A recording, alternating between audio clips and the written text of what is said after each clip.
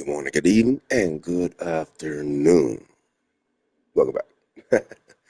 uh, we're gonna do the story. My other headphones are charging, so that's why my voice sounds a little off.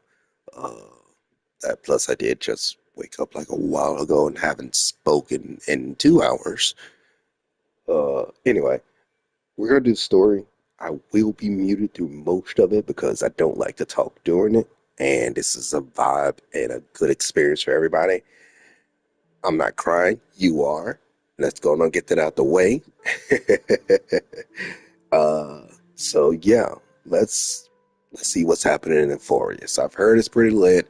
I almost got spoiled like 3 or 4 times because of YouTube. So we're gonna do it. If you haven't, I will say this now and preface this.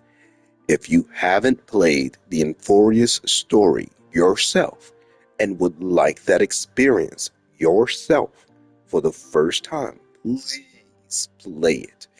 I would look, out of all the stories they've done so far, this is the one story I would most definitely tell people to go play themselves. Pentacoli, hey, skip that. I'm gonna be completely honest. Pentacoli was annoying to me. The only good parts about it were dealing with Akron. That was it.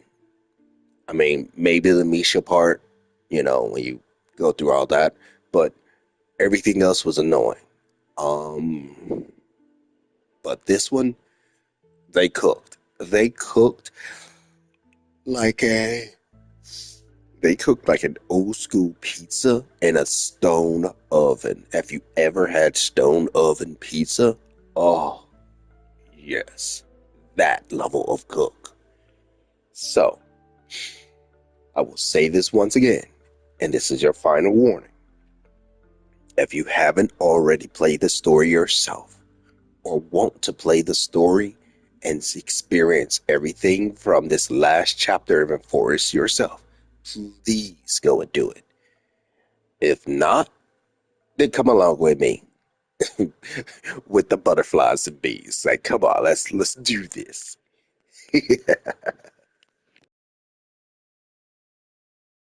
As I bid farewell to high ceilings at the vortex of Genesis, I noticed something strange about the time core flame, and was immediately dragged into the Memoria tide of oblivion by Evernight.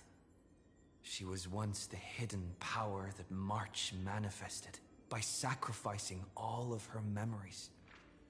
Yet now, she harbors other secret intentions in her heart. Meanwhile, Dan Heng warped back to the Express via a spirit warp jump, only to discover a memo snatcher invasion. Everyone then realized that the Remembrance's forces had already permeated Amphorius and blocked outside intervention. To establish contact with me, Dan Heng was determined to return to Amphorius immediately. After waking up in the false trailblaze, I managed to escape with help from Cyrene and Sunday. Unfortunately, Evernight held absolute control, causing me to fall into the Memoria tide once again. However, Black Swan took this opportunity to quietly approach Evernight. Dan Heng returned to Amphoris and beckoned the heroic spirit of Finan with divine blood. The destruction, descending from the sky, pierced through the memory zone and discovered the most hidden corner of the world. In pursuit of Evernight, Dan Heng arrived at the charred remnants of the Grove of Epiphany. In the grove, where memories became disjointed, Dan Heng received help from Dan Feng within his memories and completed his farewell to the past. In their final moments, the Earth demigod Terravox entrusted all their duty and authority to Dan Heng.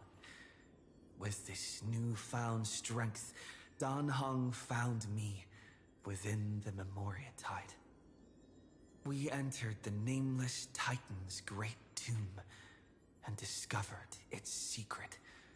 Across the 30 million cycles of eternal recurrence, every incarnation of Cyrene had come here, offering herself to the remembrance.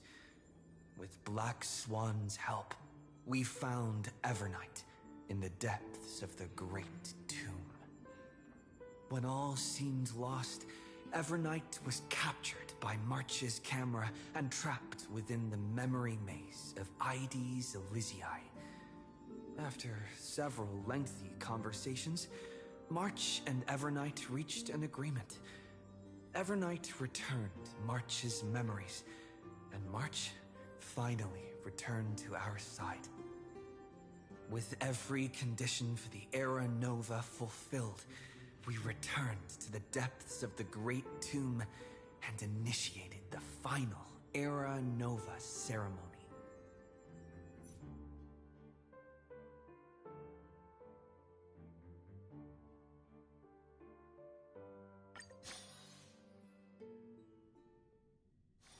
Can we please keep going like this forever?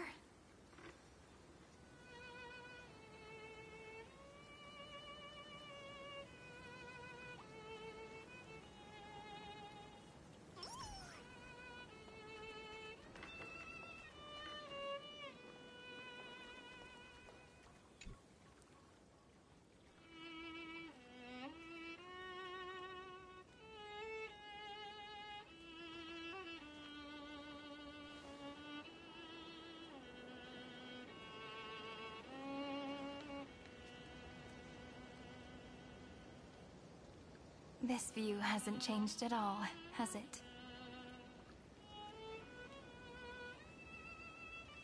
The hometown in your memories never changes, but when you return to your senses, you realize that fate has already stolen the time away.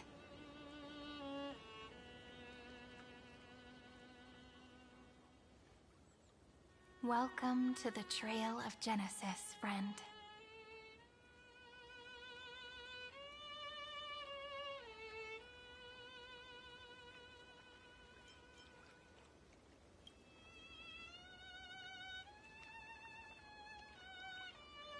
Indeed, the Scepter's extrapolations have reached their end, but the process of Genesis has only just begun.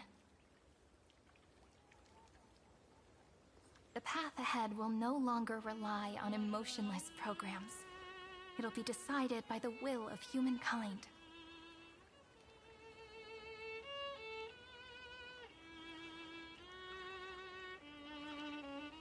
Before you arrived, I kept wondering, beyond the veil of Ides Elysiae, what kind of Amphorius is being born?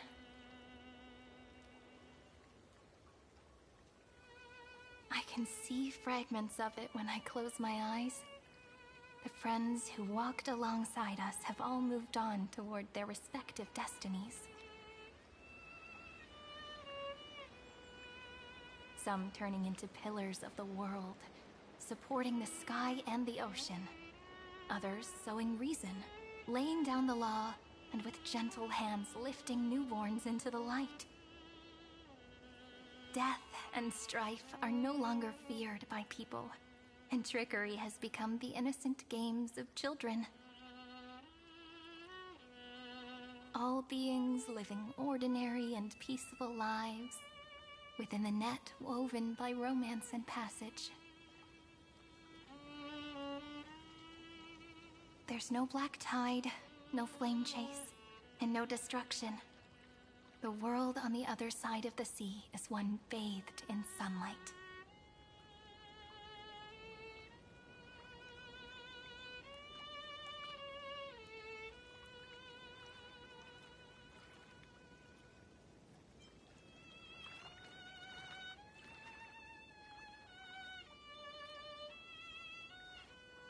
Like a happy and carefree childhood, the era Chrysia in this cycle will last for millennia, until it reaches the moment decided by the prophecy.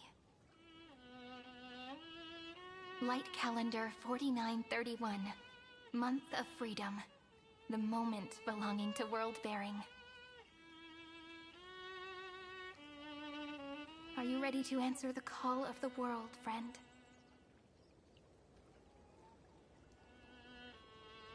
Then go, and pen the Throne of Worlds' first stroke. For this world, made from countless wishes. You say that, but it's gonna be ages till we reach Light Calendar 4931. I can make use of the crevices of time, but surely you and Dan Heng won't have to wait around for a few thousand years, right? That won't be necessary. We can simply sleep, and the chronocognitive anchor will wake us up.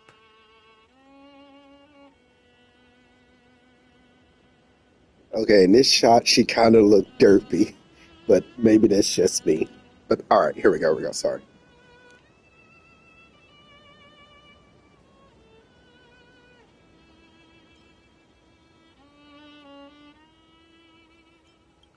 That's right. We've both become a part of the new world. Just waiting for you now. Our consciousnesses can converse with each other across the heavens and the earth, possibly due to the influence of the Trailblaze. I am now connected with this earth, and I can feel the breath of every mountain range. I see that the tallest among them is named Akama, and the form of the holy city is already taking shape. In other words, your stage is almost set. Do you want to take a leaf out of Kefali's book and make some prophecies before your nap? But we're not the only ones who have changed. The chronocognitive anchor just transmitted a message stating that Iron Tomb has reacted to the Aranova. The moment when our friend bore the weight of 30 million cycles of memories. Was probably also when the scepter devoured 30 million cycles of destruction.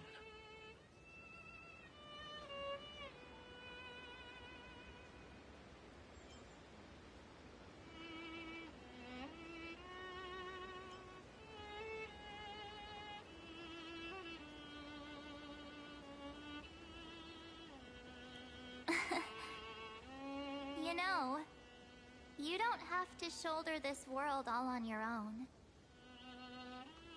After someone boards the Express, the word alone ceases to exist. So as we reach the end of time, no one will be left to face it alone.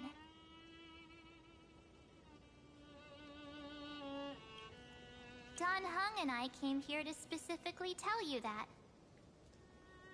Remember, this world is not a burden you bear alone.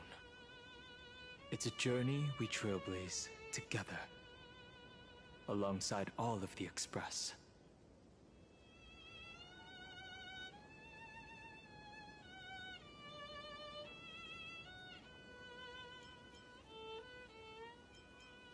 All right. It's time for Dan Heng and me to go have a super long nap. Look after this world for us. The road ahead is long, but we'll be waiting for you at the end. We'll definitely meet again.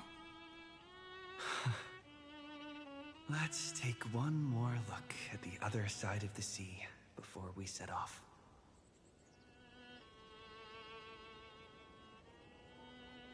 Ides Elysiae is so quiet. Just like how I remember. Here we are once more. I don't know why when he said that, all I could think was, here we go again on my own. Sorry.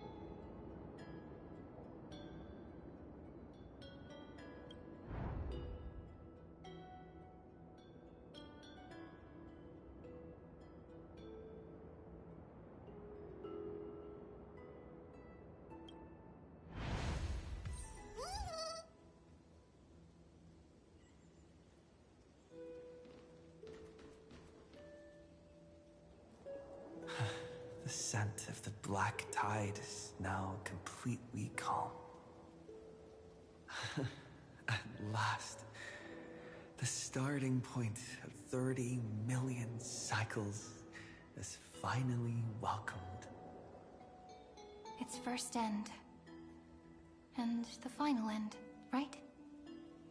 I can't hear his voice.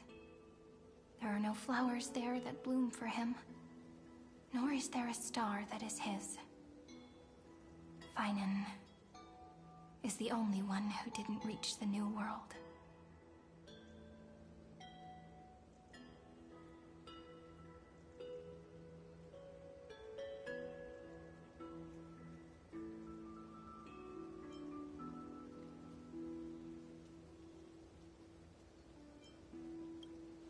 Look, the golden light that shone upon the grove still meanders between heaven and earth, like the prophecies of Amphorius. It has to be a sign he left behind. It points towards the destruction and the deepest night. Do you still remember what I asked you at this exact spot the last time we set off? Friend, are you ready to become a hero? You were still burdened by the weight of world-bearing back then, still unsure of the role you were meant to play. But now, everyone has already given you the answer. The heroes of legends were just at the right place at the right time when the world needed a hero. Just like how your arrival kickstarted Amphorius' fate once more. A person's personality is their destiny.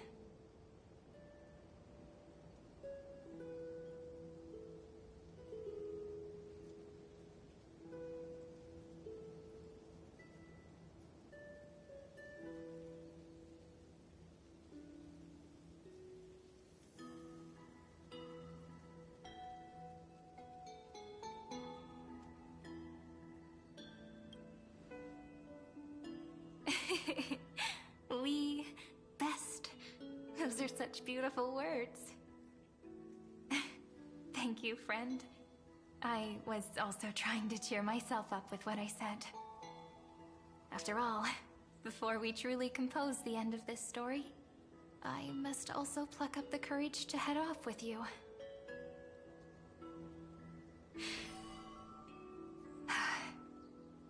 And face a memory that I have forgotten for too long, and have denied for too long.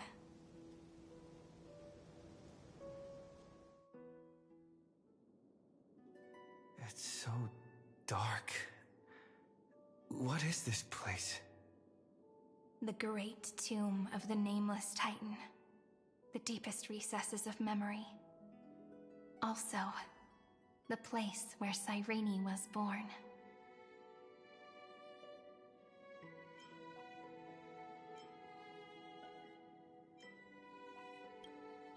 My apologies, friend. The more memories I got back along the way, the more I felt that something wasn't right.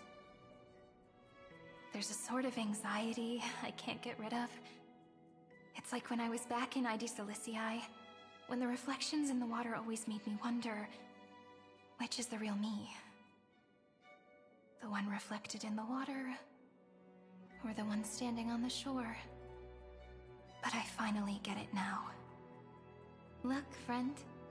The words on that wall are the answer. 1, 2, 3, 4, 5, 6, 7. Do, re, mi, fa, sol, la, ti. That rhymeless tune is the lullaby of little fairies. As always, I'll read this book to you. That way it won't just be Cyrene's memories alone. I've always thought that I was the narrator of the Flame Chase journey. But as it turns out, the narrator is also the most devoted audience.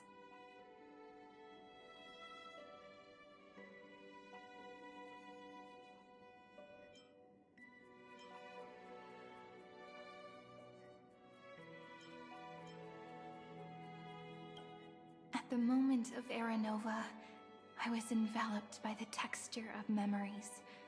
Within the glistening crystal, I saw countless Sirenes, as well as countless versions of me. This is the final puzzle piece of the memories.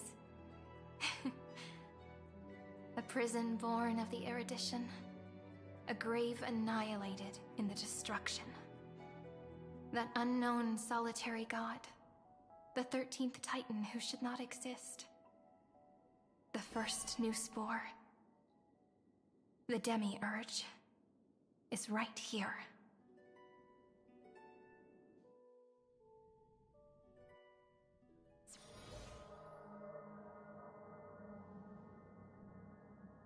The interrogation records have been submitted to the Marshal. According to the Ten Lords' decree, Jingliu and Luocha shall continue to be detained in the Shuling.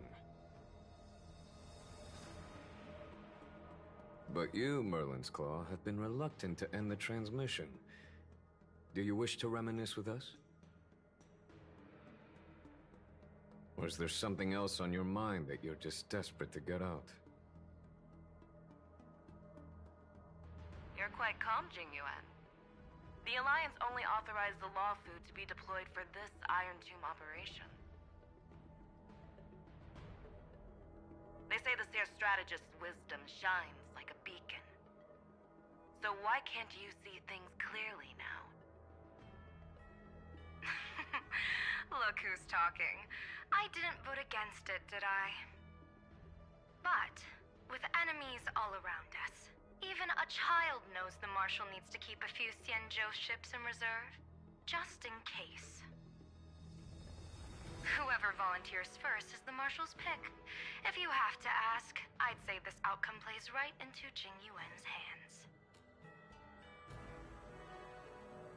Like it or not, there's no way we're letting the Law Fu take the lead in this battle. Oh my, Merlin's Claw. Are you afraid the Law Fu might steal the Yao Qing's glory? This is no laughing matter. Between the Stellaron crisis and the War Dance ceremony, though the chaos has settled, rumors and speculation are only growing by the day. With Elder Huaiyan around, those with ulterior motives won't be able to stir up any trouble. But once the Law Fu gets their hands on the Golden Blood, it'll be a whole different story. With the kind of person Jingliu is, and her connection to you, I don't need to spell it out. There are countless ways this could be spun into something bigger. You're overthinking it, General Fei Shao. When I volunteered for this task, I never expected unanimous support from the Alliance anyway. The Law Fu will seize the Golden Blood and redeem itself. That'll be our first win. Then we'll leverage this Golden Blood in the negotiations. Our second win. These two wins for the Law Fu will make all three of us happy. And that'll be our third win. Look, if this were a Skyfaring Commission deal, we'd be rolling in money, wouldn't we? Maybe the Divine Foresight should change his name to the Optimistic General instead. With the Decalite Reflection Barrier, the Yuchue must understand even more than the Law Fu how significant this battle is. Amphorius' karma has vanished from the matrix of prescience. What omen does General Yao Guang see in this anomaly? In divination studies, we call this an empty fortune. It involves the eons and is thus beyond what mere mortals can comprehend. Your explanation isn't any clearer than Lady Fu's. Come on. How hard is it to understand the word uncertainty? For the Cobalt Head, the emergence of Iron Tomb is a calculated instant, but I don't believe they will just sit around waiting for death. And for the powers of the cosmos, this is their chance at survival, and the key to turning the tide of interstellar affairs. The Astral Express is leading the formation of an allied force, but I can see each faction has its own hidden agenda. There are even divisions within the Alliance, so it's not that hard to imagine how the other factions will react. Jing Yuan, I crossed paths with Selenova's Legion at the Battle of Sedunirama Star Cluster. Be extremely careful. The Ruined Legion's troops and weaponry are nothing to write home about. The IPC, even the denizens of Abundance, could take them on. However, while Void Rangers are just expendable pawns of the destruction, the real wildcards are... The Lord Ravagers. Indeed. Nanook's emanators are also their weapons to burn down the paths. I'm afraid conventional military tactics and strategies will be useless against them. My assessment is this. To completely take down a Ravager, we must disregard casualties and spare no cost. My only fear is... one wrong move, and the Lawfu will fall into Fintilia's trap again, inching ever closer to destruction. Doubt is exactly the demon she wants to plant in our hearts. Do you still remember the beginning of the Alliance Oath? To save future generations from war and bloody dispute. The Rainbow's arrows have always aimed at any force that threatens the cosmos. Now that the Trailblaze walks alongside us, the Cloud Knights shall keep their oath as they have from the beginning. I just hope those on the front line will remain safe.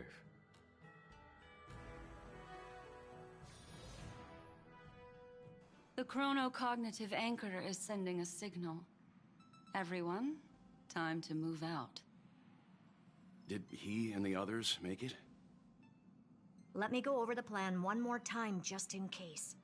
You'll enter Amphorius, reunite with your 3 separated companions, and try to locate Iron Tomb from within the world. Who are you taking with you? The fate of the universe hangs in the balance. We can't afford any slip-ups.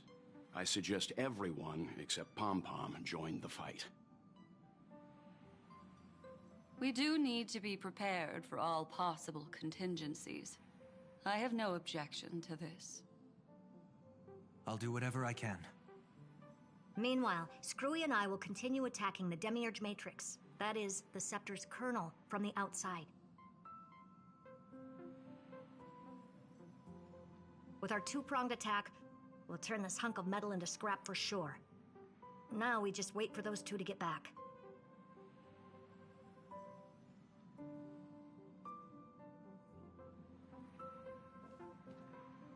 Oh, and just like that, they're here. Sorry to keep you waiting. With Planet Screwlum's help, the formation of the Cosmic Alliance to counter Iron Tomb is progressing smoothly. The cosmos has set its sights on Amphorius, and now it's just waiting for the first shot. Well then, let's not waste any more time, Fourth Mirror. It's my time to shine! Finally off the bench! Initiating thought refraction. Please read the safety protocols carefully. Huh? Just kidding! I've already checked the agreement box for everyone. And now, destination? Amphorius! 3, 2, 1, launch!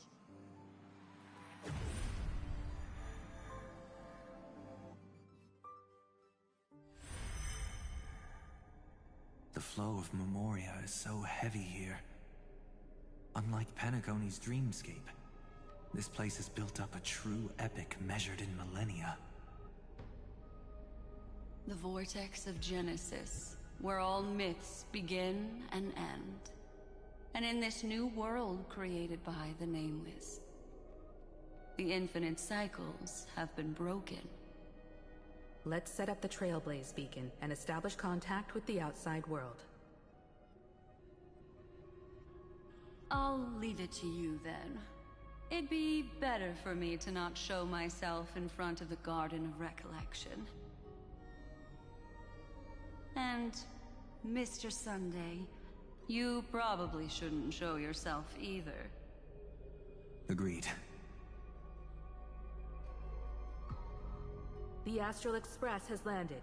If you receive this message, please respond immediately. Over. Look who stopped by. Hey.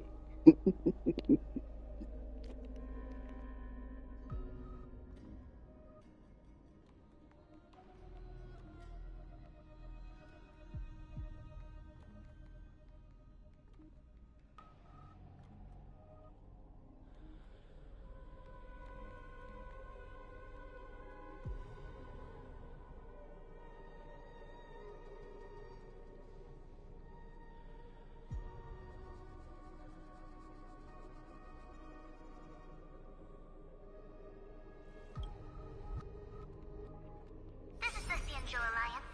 Communications normal. Interastral Peace Corporation. Communications normal. No response from the Galaxy Rangers. Not surprising. But I didn't expect the family to also stay silent at such a critical moment. That's a pretty blatant disregard from the family for Penacony's independent director, I'd say. Long time no see, Miss Himiko. It's been quite a while, Madam Jade. The significance of this battle rivals that of the campaign against Zulo. Only through victory can we disperse the shadow of Iron Tomb that looms over countless worlds. The 10 Stonehearts shall spare no effort for such a grand mission for the preservation. Madam Jade led the Intelligentsia Guild in conducting specialized research on Iron Tomb's past activities. The bad news is, the collapse of the Erudition won't just affect inorganic beings. You mean Iron Tomb can infect organic life too? Well, the good news is, so far, its effects on organic life are under control. The infection progresses slowly, and the resulting neuropathy is non-fatal. In any case, the IPC can guarantee targeted vaccine coverage within 48 system hours in all star zones within the medical system. What about other star zones? At a time like this, are the followers of the Firmament Arbiter still trying to make a profit? I remember you, Master Diviner. Your performance during the Third Denizens of Abundance War was quite impressive. Please rest assured, all worlds can purchase vaccines from the IPC with a humanitarian discount. That's the current policy at the very least. But, if the Cianjo Alliance is willing to assist with the IPC's assets in Epsilon and other star systems, we'll have more cards to play when reiterating to the board the necessity of deep cooperation. It makes sense, since Interastral Peace Entertainment's headquarters is in Epsilon. But why are all the other worlds on the list? Places that the Elation has visited? Think of it as a long-term investment. Please understand that everyone at Pier Point is swamped with Iron Tomb work, especially the marketing development department. At this rate, even the 10 Stonehearts can only do so much. Having some assistance from the Alliance would surely benefit the entire cosmos. Wouldn't you agree? As an old Cianjo saying goes, those who succeed should help all under heaven. Your proposal must be decided on by the 7 Arbiter Generals. I'm just here to relay the message. In times of crisis, the Luofu will not hesitate to help those in need. However, the prerequisite is that the IPC must unconditionally assist the Alliance with emergency rescue operations in the disaster area. Of course.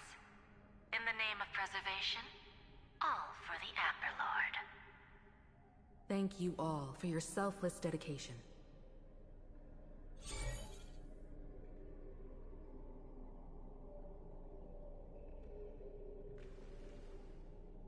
It's clear that each party still has qualms about everything. The clash between destruction and erudition isn't just about the fate of the cosmos. It's a moment for all factions to reshuffle their cards. You can never be too careful when battling a Lord Ravager. All are equal in matters of life and death. In any case, we can only hope for the best in all that's to come. It's about time we dive into the vortex and see what Amphorius looks like on the inside. I wonder where he and the others are right now.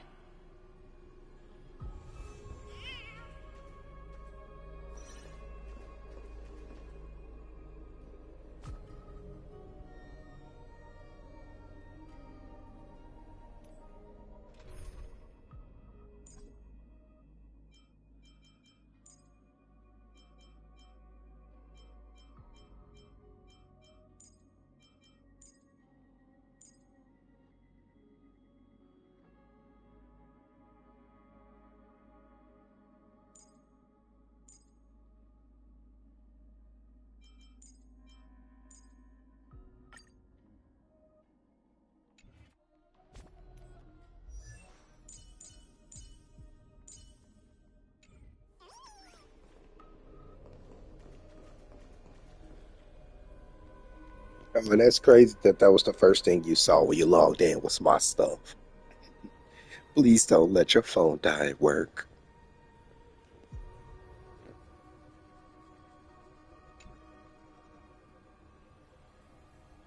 Hello? How's the signal? Can you hear us? Ah, we're through! I can see the video feed. Everything's working perfectly. Miss Bronya? Miss Serval? What a surprise. It's been a while. We've already heard from Miss Topaz about the Iron Tomb operation. She made a special trip to deliver the vaccine to Belobog. I can't believe the Express crew is at the eye of that storm. Is everything going smoothly? Don't worry, we're still following the plan step by step. How's the situation in Belobog? Urillo 6 is located on the outskirts of the preservation barricade. While it won't bear the brunt of the first wave, there's still a risk from the aftershocks. That kid Japard and Pela are busy organizing the Silvermane Guards, having them consolidate their lines and dig trenches. Zila and Lynx just got back from the Geomarrow vein production chain. Hey, do you want to say something to them? That would be unnecessary. It'll only shake their morale. Just tell them to stay safe. Miss Bronya, I'm afraid this disaster will be far more terrible than you can imagine. Please, be sure to follow Miss Topaz's instructions and make thorough preparations. Of course. We have resealed most of the engine of creation beneath the ice to prevent the will of the preservation from becoming an accomplice to the destruction. Don't worry, Miss Himiko. Belobog is far more resilient than we imagined. We really wish we could help, but Urillo 6 has only just woken up from its hibernation. The Astral Express, standing at the forefront of disaster, is the hope for many ordinary civilizations across the universe. In the face of a massive catastrophe like this one, relatively smaller civilizations have never had many options. But that's exactly why we have a resolve that's second to none. If anything goes wrong... Miss Topaz, I hope you can help out and rescue the affected citizens. No problem. Also, didn't the Xianzhou sign a friendship agreement with Urillo 6 earlier? They won't stand by idly either. I appreciate your kindness, everyone. But Urillo 6 is our home. We will defend it to our last breath until the last Belabogian falls. Miss Branya. May all civilizations that have made it this far on their own strength weather this crisis together.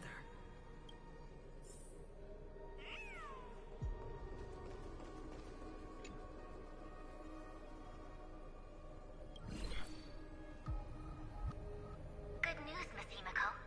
The 7 Arbiter Generals have reconsidered the current situation, and I'm here to relay their message.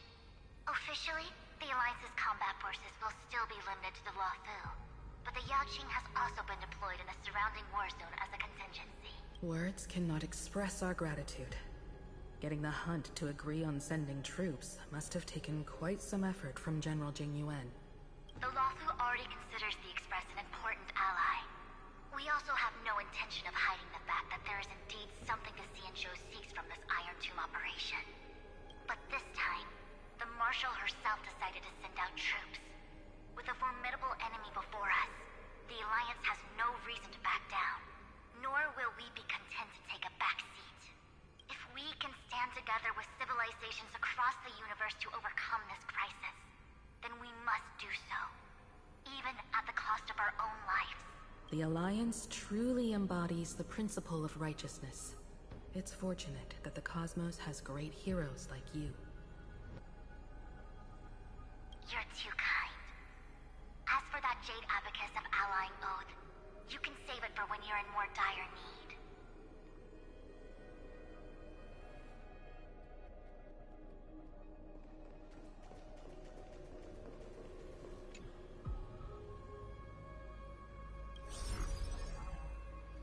I regret to inform you, Miss Himiko, that even the Strategic Investment Department is constrained when it comes to the Iron Tomb issue.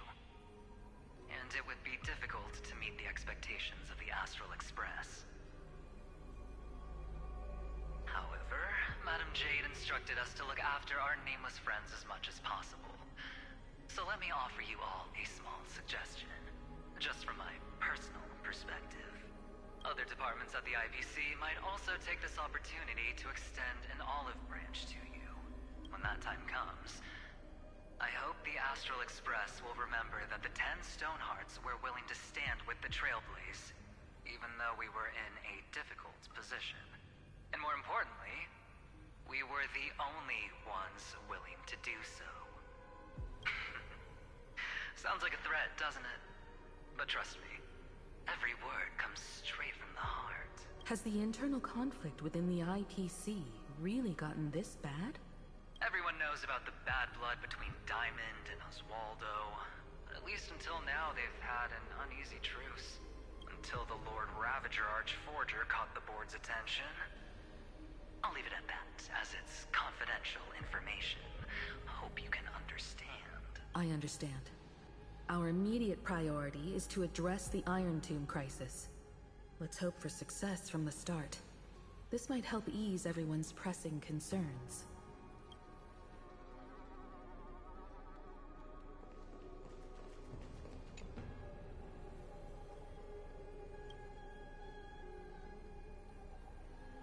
Of course, we would never know the Rangers' comings and goings.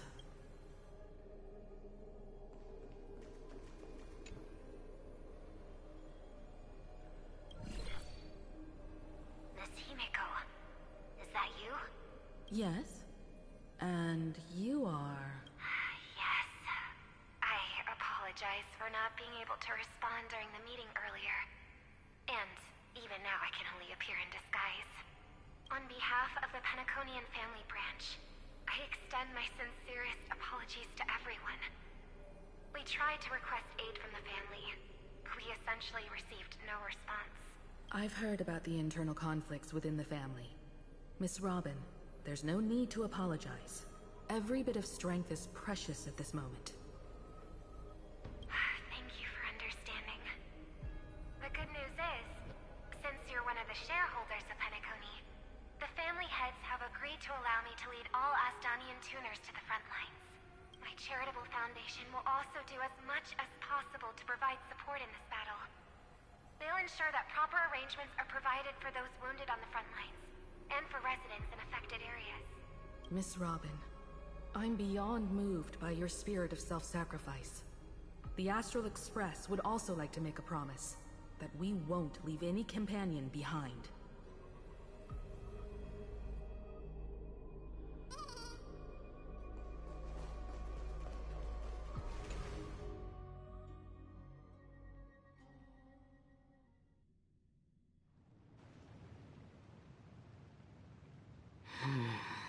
Why is there no one here? Everything in Akama seems normal. The new world was enjoying peaceful times not long ago. It seems it was even more recent than not long ago, Miss The fruit on the table is freshly cut, and the bath temperature is just right. The remembrance tells me this place was bustling with people just moments ago. It's as if everyone vanished in an instant. Could this be Xandar's doing? Unlikely. He's still under the surveillance of those two geniuses. Could it be some kind of local custom? A custom that makes an entire city fall silent in an instant.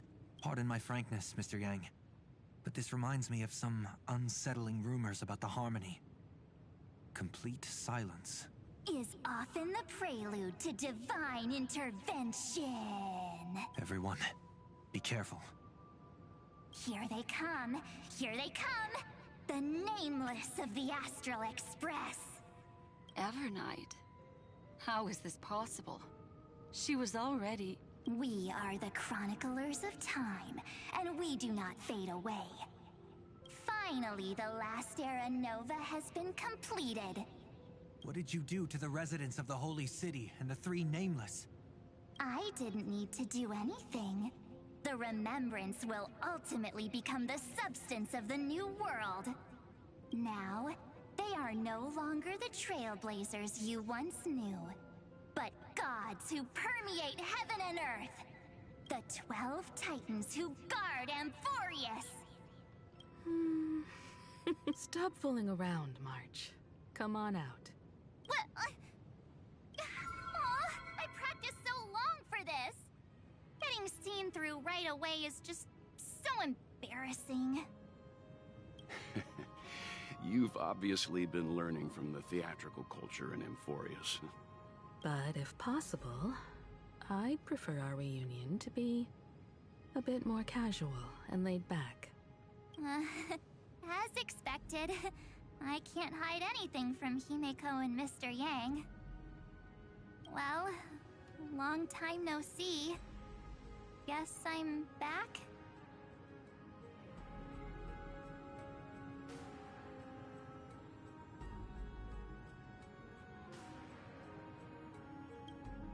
We should be the ones to say that.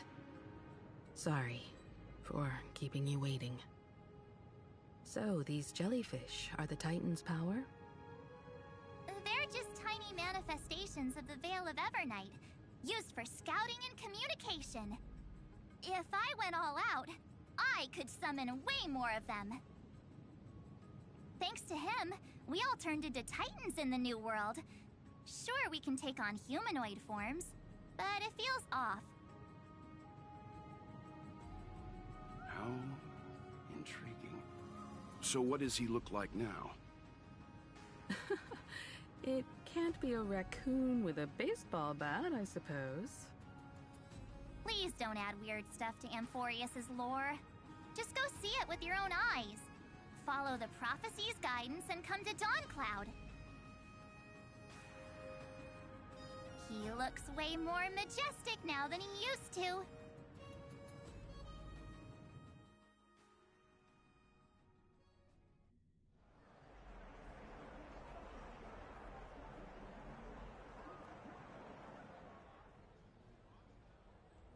Unbelievable. All the residents of the Holy City have gathered here. This isn't just a gathering. It's a pilgrimage. The people's expressions are resolute, devout, as if waiting for a miracle to descend. That colossal deity is him. He has become the pillar of the world. Surprisingly authentic. Being this serious is quite unlike his usual style. Those people didn't disappear.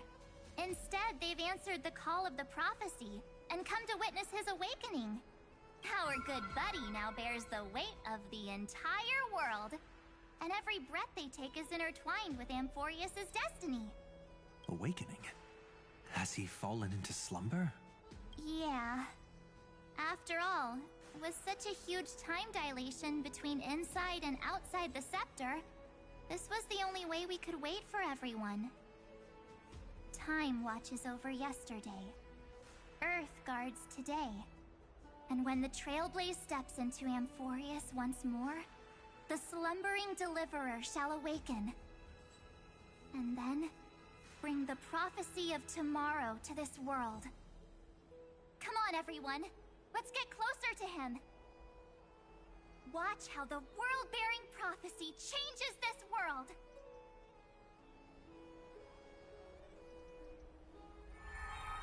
Well, it seems the kids are already miles ahead of us at this stop. All the more reason we can't afford to slow down our pace. Let's go witness this moment for ourselves. Majestic. Speaking of which, I once caught a glimpse in Sleepyhead's memory of him transformed into a towering Tatalov. Could it be? No way! That was just a nice dreamscape. At least nice for him. If they are the throne of worlds who bears the weight of this world, perhaps they could guide a traveler still wandering among the stars. Hey, since when did you get all pious? This advice sounds pretty silly sometimes, you know. The so-called fool and the world are merely a step apart. Teaching us to find erudition amidst imperfection. Praise be to Helectra, chalice of plenty, for you brew the ocean into sweet wine, dispelling nihility with every toast at the feast.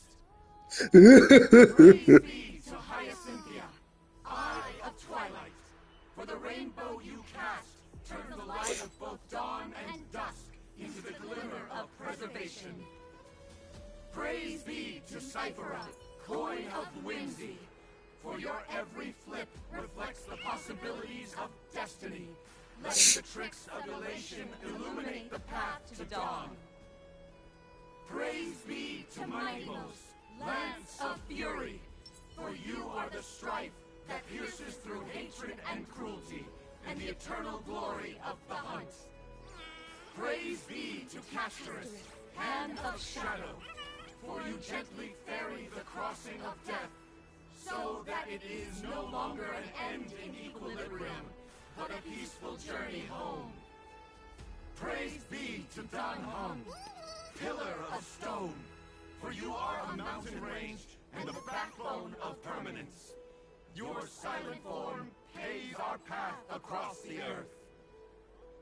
Praise be to March 7th, Veil of Evernight, for you safeguard time for us, weaving remembrance into stars, to be embroidered upon a boundless dress. I missed a couple of them because they were talking. No. That was so good.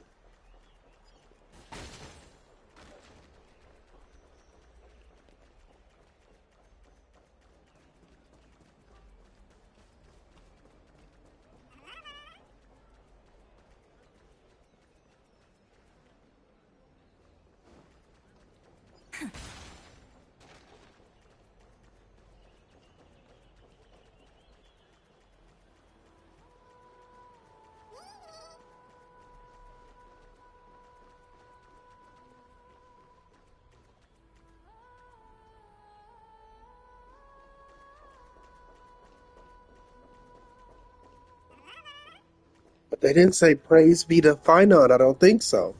He was left out. Now my boy getting left out.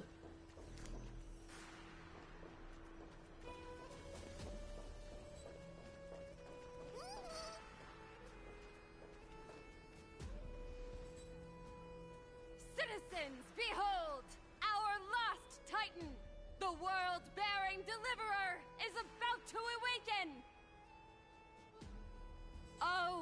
ancient god, your loyal subjects, bewildered followers, and fearless comrades in arms have all knelt before your throne. Awaken from your eternal slumber and bestow upon the world your divine prophecy! Please guide us! Show us how to embrace this beloved world as we welcome that distant dawn!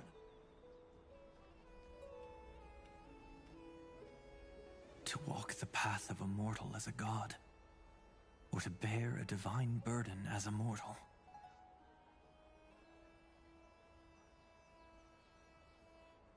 He will give us the answer.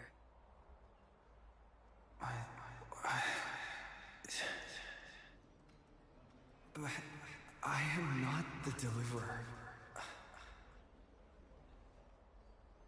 Rather, I am the Nameless, who dwells among mortals.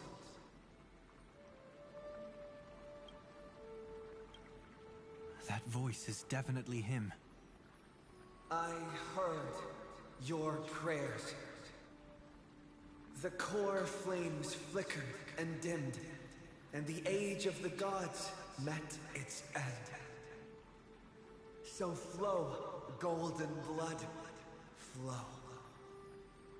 I'll bestow it upon you, returning it to the true masters of this world. Stand with me and become heroes.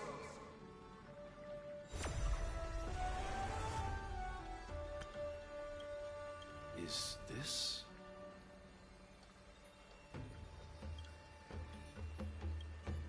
Yes, it's the miracle he brought to Amphorius. Of course, it would manifest in the form of the Trailblaze. Golden blood, raining down like a storm!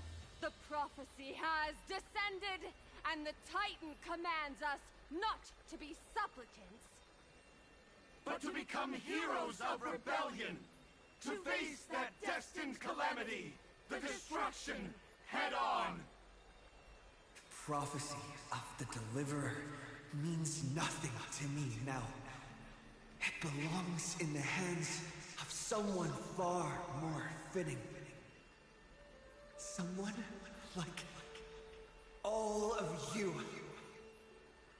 In the name of Kazlana, let us depart and march towards the light. It's neither protection nor salvation.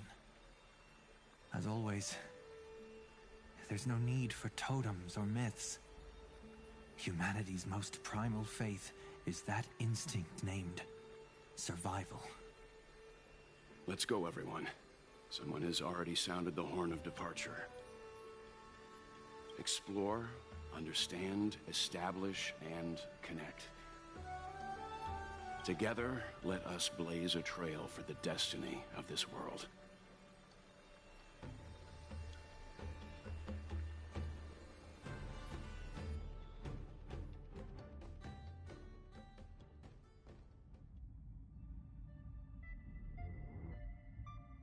Is it just me, or does this demiurge matrix feel completely dead? It's nothing like how the memo keeper described it.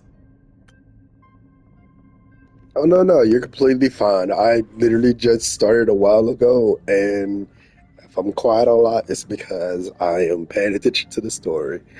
There is a lot of side stuff. I don't know what's going on with that. Like, I got a friend of mine that said that was the first thing he saw when he logged onto YouTube. So, oh, excuse me. So I need to figure that out. Whoops. Hold on.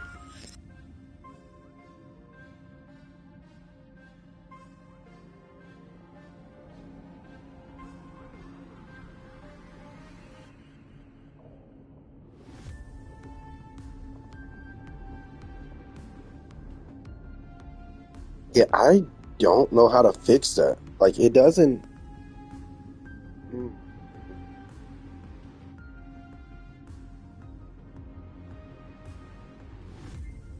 Wait, hold on. I think I just saw it. No, activate activities on my channel. Notify me. No.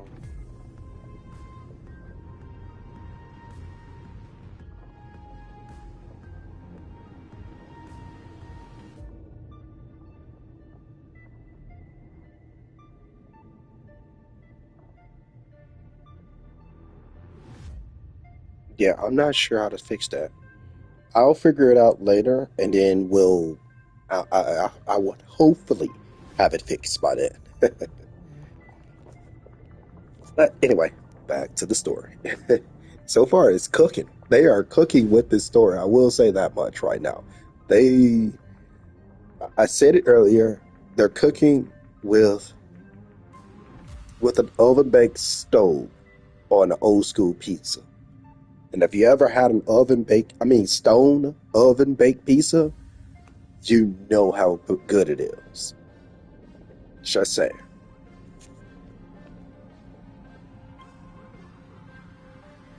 The environmental readings are all wrong. Conclusion: this must be what the kernel actually looks like in the real world. What did Xandar do to the scepter? At the end of light, there must be silence. Certain, pure, and absolute darkness. Not the time to quote the Lord of Silence. Bad omen. Either way, we have to press on. Until we uncover the truth behind the 13th Titan. The buried past is the key to stopping Iron Tomb. That is, if it even exists. Xandar says the Demiurge never existed. Who actually buys that? You can erase the records, but not the truth. It vanished too cleanly. No traces. Like someone's yelling, "Look, there's nothing here." Too bad I'm the type who can't resist digging deeper. Looks like I'll be counting on you again, Screwy. Let's tear the system inside out. Always happy to help. But as your academic partner, I have to ask. Herta, what if we fail? Let's say the Demiurge really doesn't exist. Do you have a backup plan? A backup plan? Of course. If we can't find the key, we turn the lock into the key. That plan's cost is incalculable.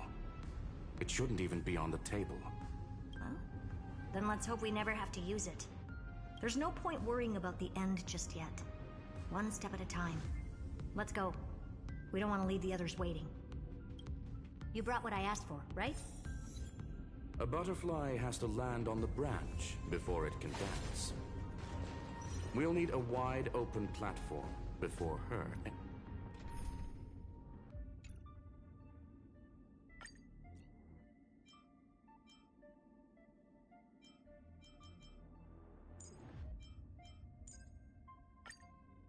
Entrance.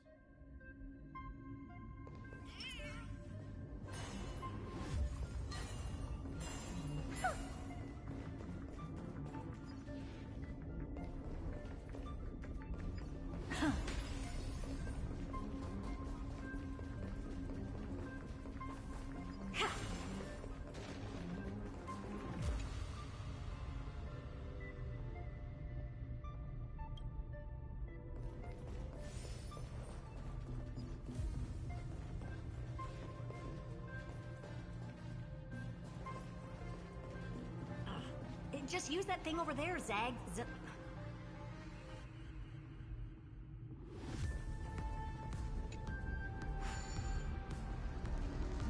What a dumb name. I hereby rename it Herta's Big Hand.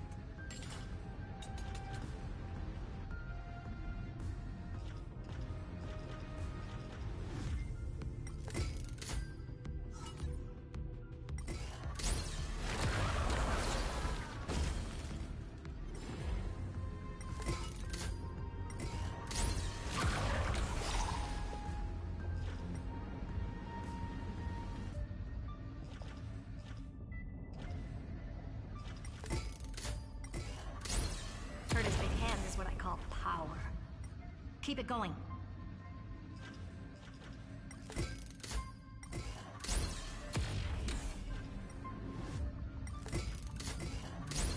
Still not done?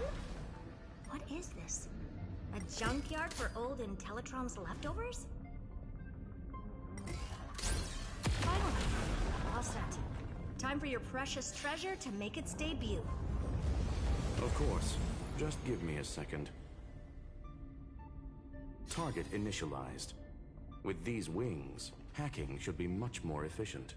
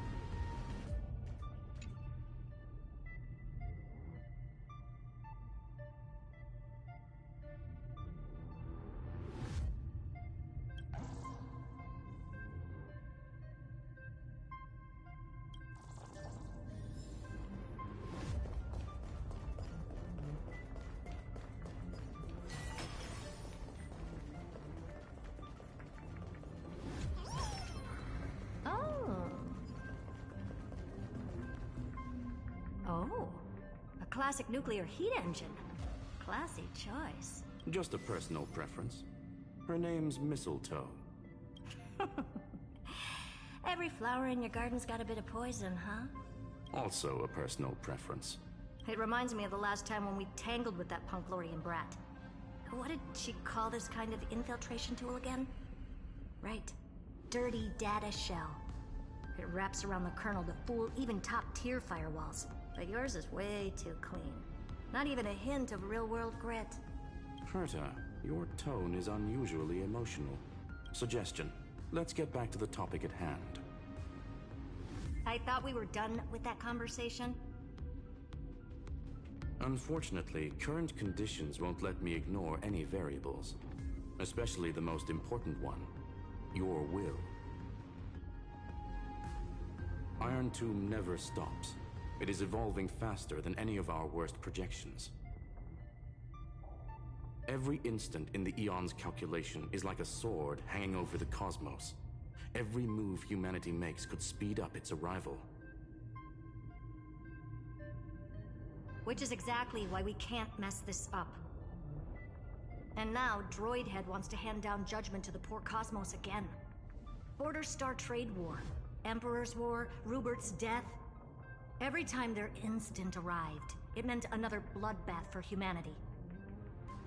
But in this ultimate battle of erudition, you and I are supposed to be players, not pawns. If you choose to burn yourself out as a resource, then everything we've worked for means nothing. Herta, the cosmos won't just stand by and let a genius throw their life away. And neither will I.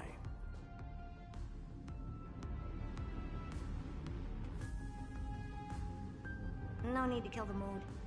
This is why we're here, isn't it? We need to find the Demiurge and that lost key. I'm not here to be a deliverer. I just want to beat Xandar and Droidhead. Right now, I just need to know. Are you with me? Of course. Time to board. After you. Let's tidy this place up and see what this Demiurge really is.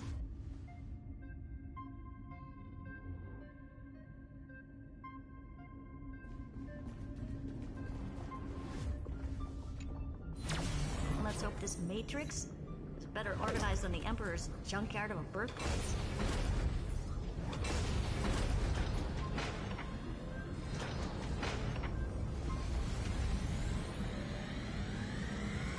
place is... Herta, this whole space has been completely tainted by some kind of energy. I see it too. We're thinking the same thing. Xandar, how could you go this far? Turning your own graveyard into this. What's that up ahead? Katorzane algebraic expressions. It's built for isolation, not defense.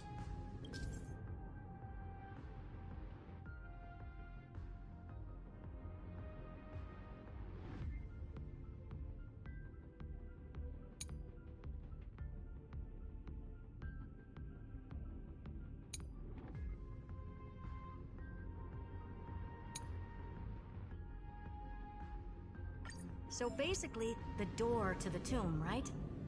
Great. Let's find the handle. I'm picking up multiple independent signals with the same data structure as the barrier. Projection. We can hack the terminal, reverse the computation, and turn it into an attack.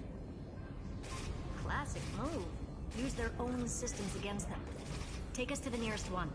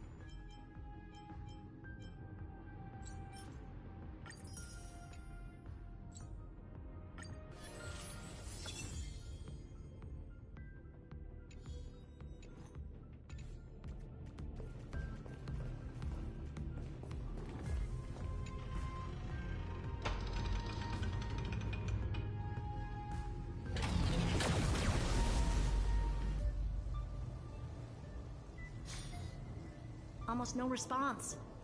Just as I feared. Not promising. The output is barely a third of what we need. Logic says we'll need multiple terminals to coordinate the strike. Find anything else? Regarding the origin of these ruins, no logs found yet. Xander erased all records, but I did find some interesting scars in the circuit. High energy radiation, internal imaginary energy contamination. From what I know, there's only one thing that fits. Skip the science talk, Screwy. That thing only goes by one name, the Stellaron. Exactly. Xander blew one up just to clean the entire scepter system. So that's what he meant by killed that Titan with my own hands. He wanted to turn the neuron of the erudition into a relay for the destruction. That meant getting rid of all of it, at all cost. The life form known as the Demiurge was the original target of the Scepter's extrapolation. It makes sense. Evernight calling it the first new spore confirms this viewpoint. The prime mover of life. That's what Scepter Delta ME-13 was originally tasked with. Even after it got scrapped, the query kept running. Yet the true value lies in the process of solving it, not the answer itself. Then, does this mean finding the Demiurge is hopeless? No, I'd say exactly the opposite.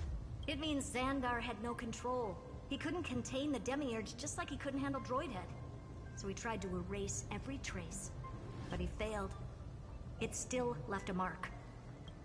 By the way, if there's another Stellaron in Amphorius, why hasn't that little one reacted to it at all? You said the Demiurge left a trace, right? Yeah, but not in the real world. Remember the great tomb of the Nameless Titan?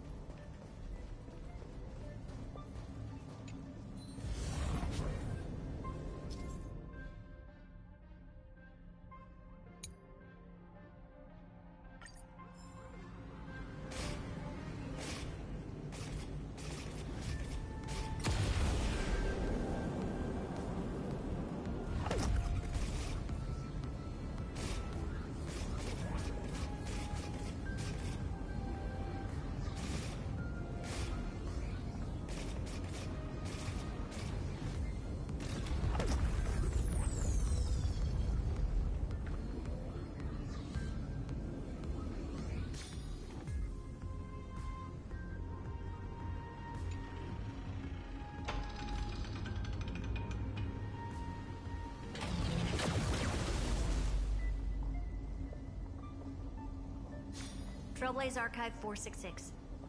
The data from Philia 093 clearly indicates that the Demiurge did in fact enter Amphorius's extrapolation.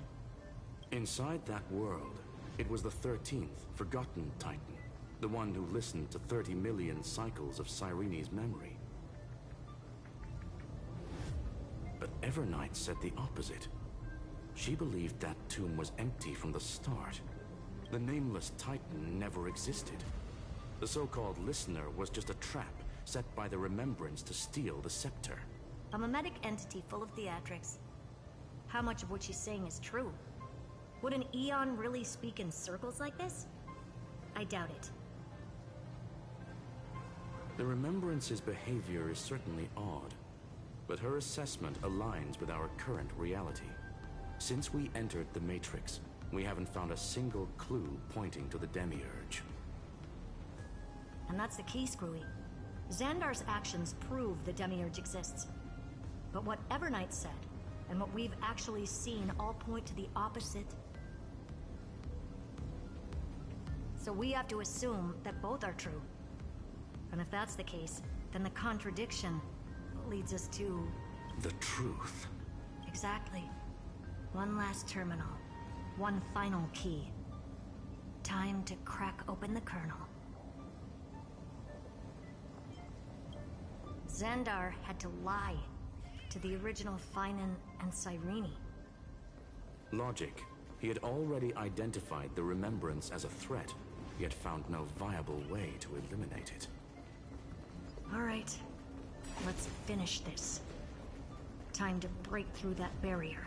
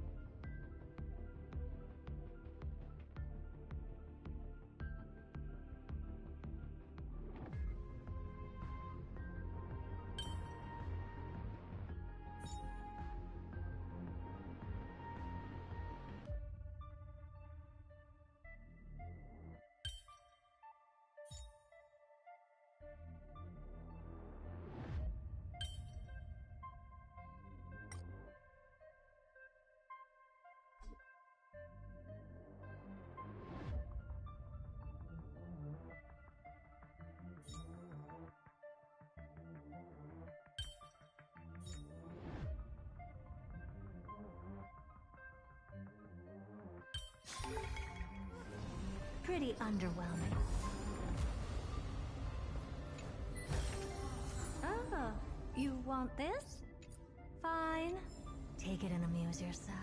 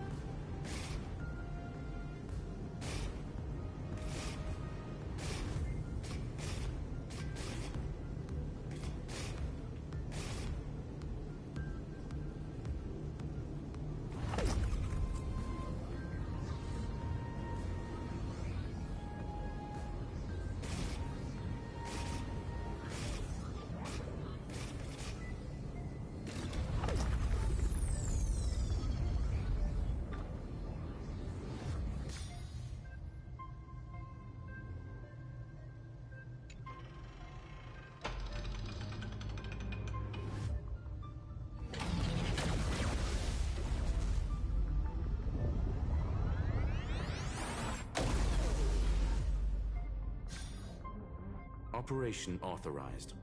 Path energy readings. The erudition, declining.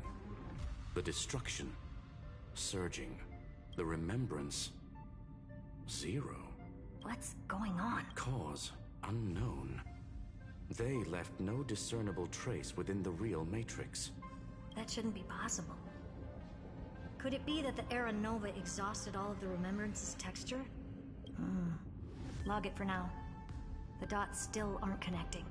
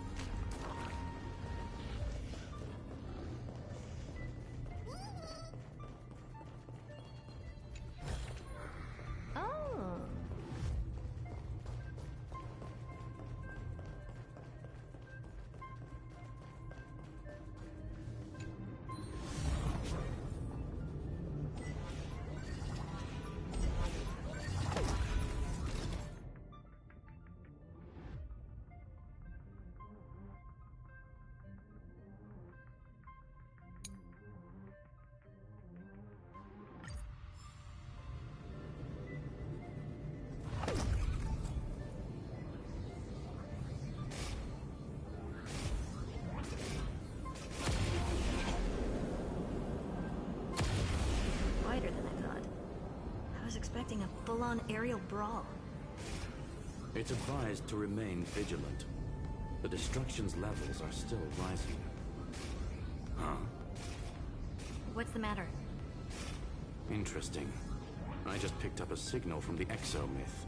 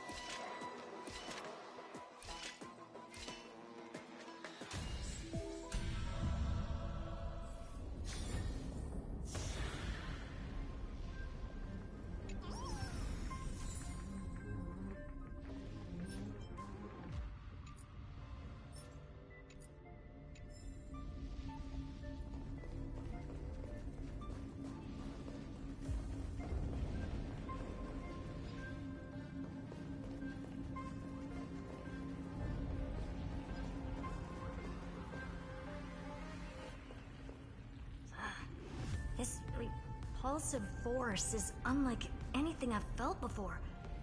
Is this the place? Correct.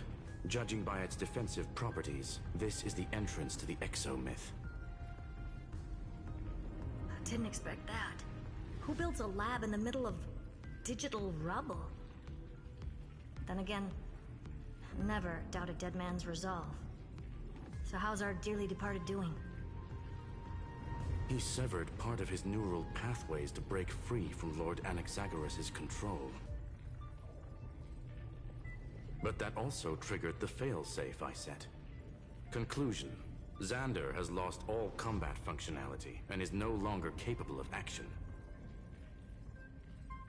So now he's a specter, literally. Screwy, can you open a path? Just to be sure, I want to see this for myself. Might as well drop in and say hi to the real him. Logic. Scanning his inspiration circuit might help us track down the Demiurge. Exactly. His brain is the crime scene. There's no way it's spotless. But it could be a trap. That's why you're here. 2-on-1. We've never lost a matchup.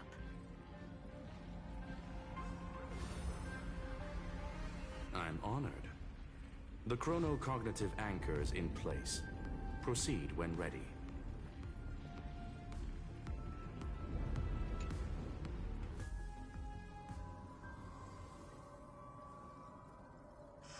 I knew it.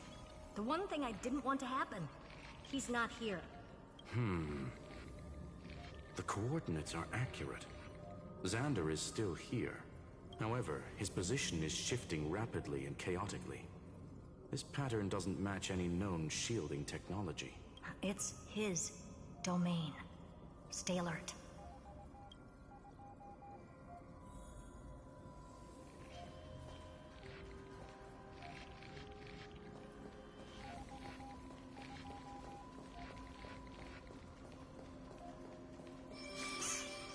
Cheap trick. The spatial field here is undergoing autonomous recalibration, initiating reverse engineering of the interference source. Try again.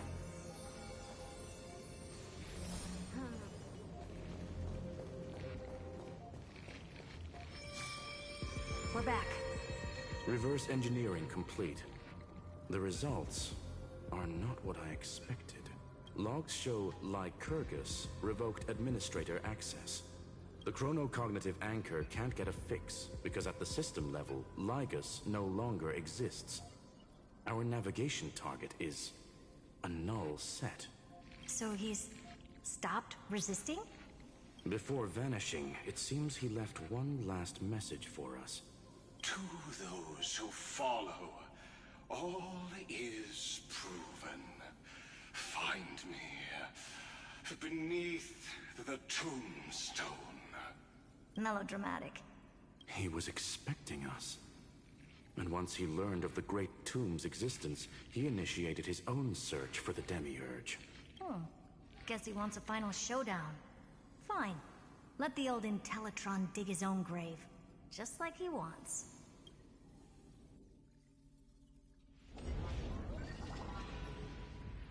To be in the purest light is to be in the purest dark. Nothing exists there. The Scepter's main frame. Or maybe we should now call it the Lord Ravager's placenta. Unfortunately, we still haven't found anything. Really? I don't think so. Not finding anything is our biggest find. Please elaborate. If the Demiurge was destroyed, there'd be at least some bits of it left. I don't buy that a Stellaron could have blasted all the traces away as cleanly as a scalpel. As I said before, its disappearance is too clean. If the garden hadn't stirred the pot, no one would even know about the Demiurge's existence. We're talking about the Scepter's original extrapolation goal. There's no way that nothing of it was left behind. Or we can look at it from another perspective. If you were Xandar, would you be this obsessed with a concept that poses no threat? Would you guard against it at every turn? There is the possibility that he's naturally meticulous and hates variables. That does track with the impression he gave about himself. But Xandar shut that theory down himself just now. Choosing to act, even if it'll cost him dearly. We know that feeling well. The unknown is right in front of us. So we only have one choice. Solve it. You sound pretty convinced. Surely you already have a theory. Care to share? Of course. Though I don't have hard proof, I'm almost certain that the Demiurge has been in everyone's plain sight all this time. Yet, they were mistaken for someone else. That'd make the most sense. Why was the room empty? Because the person locked in there had run away ages ago. But they were weak and small and had no presence whatsoever. Even the old Intellitron didn't notice them.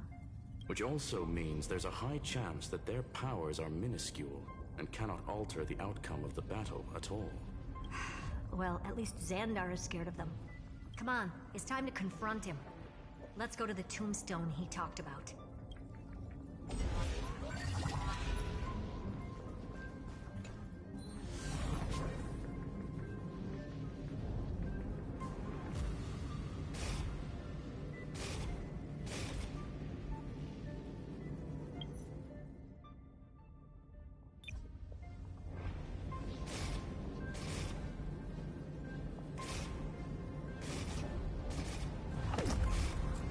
What a mess.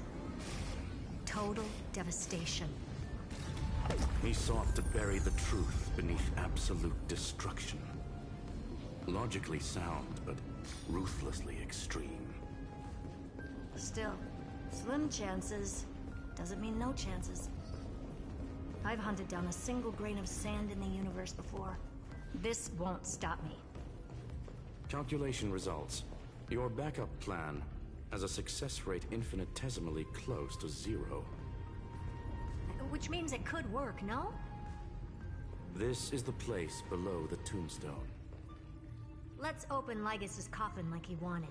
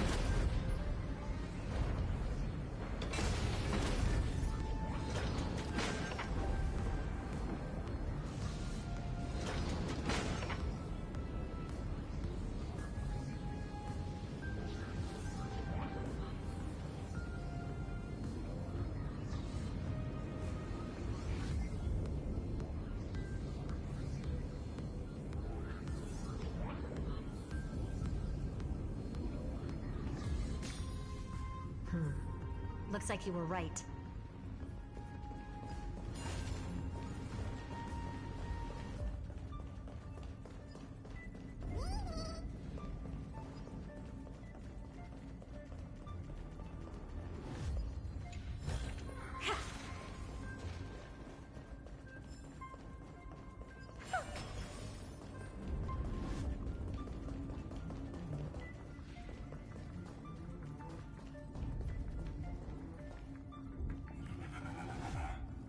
Nothing but a head left? Well, who'd have thought you'd look this bad in real life? My elated greeting. Welcome, you two. I'm very happy that you responded to my final word. All this tombstone and final words. Did you end yourself to atone for your guilt or something? Iron Tomb is already powerful enough. I just need to wait. I remain here only to share the joy of discovery, and also to congratulate you two on reaching the same conclusion as me. The conclusion regarding the truth of Amphorius's heart. End this charade already. That Amphorius's heart you're talking about is just a missing demiurge. And its corresponding vessel was this very scepter. You interfered with the experiment and made Amphorius's body into a hollow shell, all to incubate Iron Tomb within. That's why you either killed or kicked out all of the Memo Snatchers. You wanted to eliminate any chance of a consciousness coming into being, no matter the cost. Even the strongest wall can fall to a single crack. The memory of betrayal has been etched into my heart, and I will never show mercy. Now, The perfect vessel has already fused with Amphorius's body. Unfortunately for you, the answer is all but revealed regarding who the Demiurge is. Then let us share the joy of discovering the truth. The last as we reveal the truth behind Felia's 093's disappearance. A lie by the remembrance.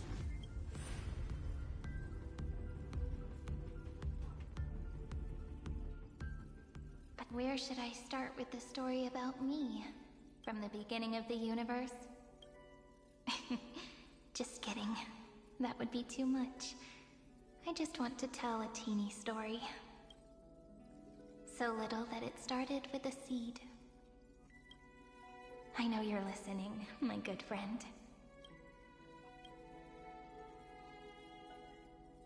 The god in my dream told me that the world sprouted from a seed.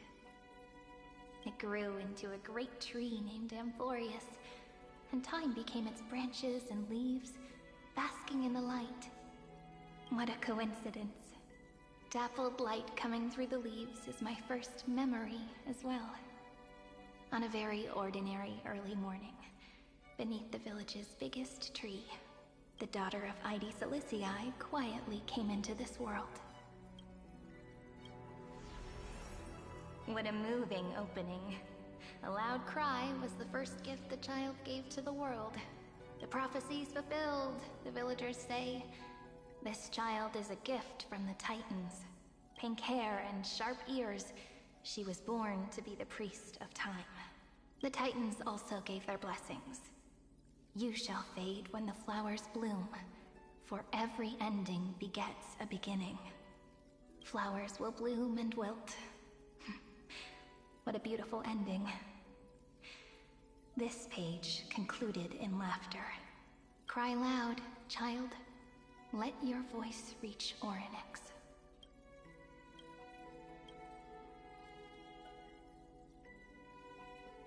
Anyway,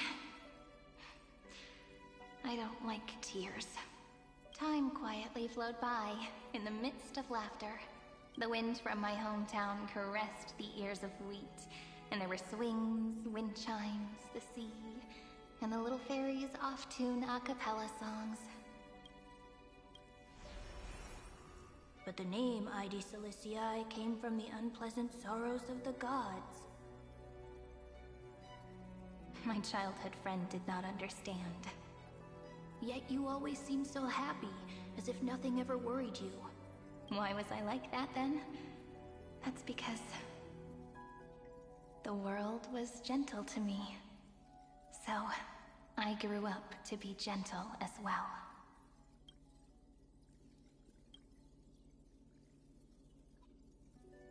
But fate was fickle, and it urged the child to grow up. To grow bigger and bigger, and to go to places far away, just like how the crumbling world could not preserve an eternal hometown.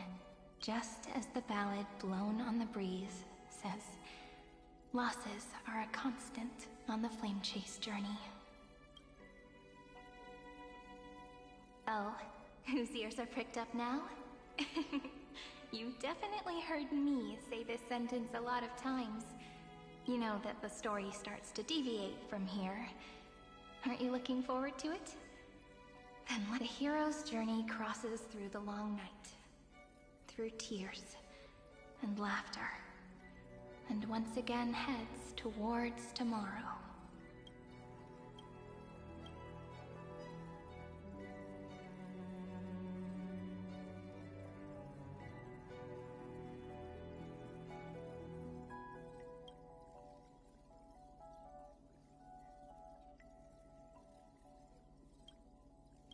Correction. Philia 093's record, number 496. Archived.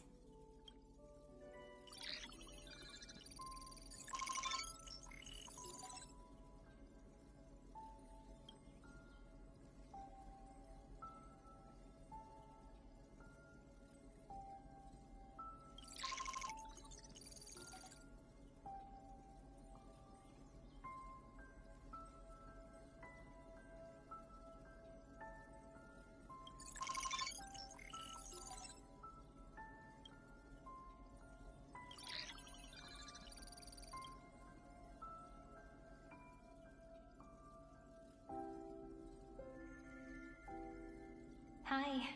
Miss me yet?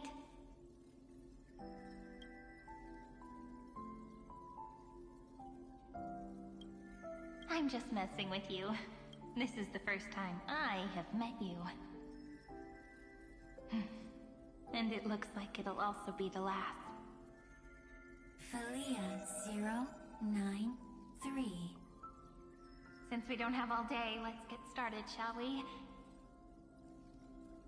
As always, I'll read this book to you.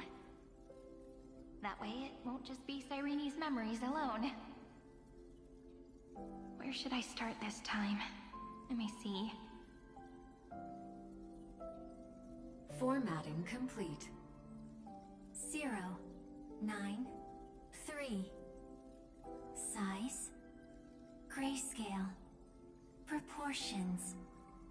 Threshold. Outputting analysis result. Felia093 equals Peach. Peach's record. Number 8128. Archived.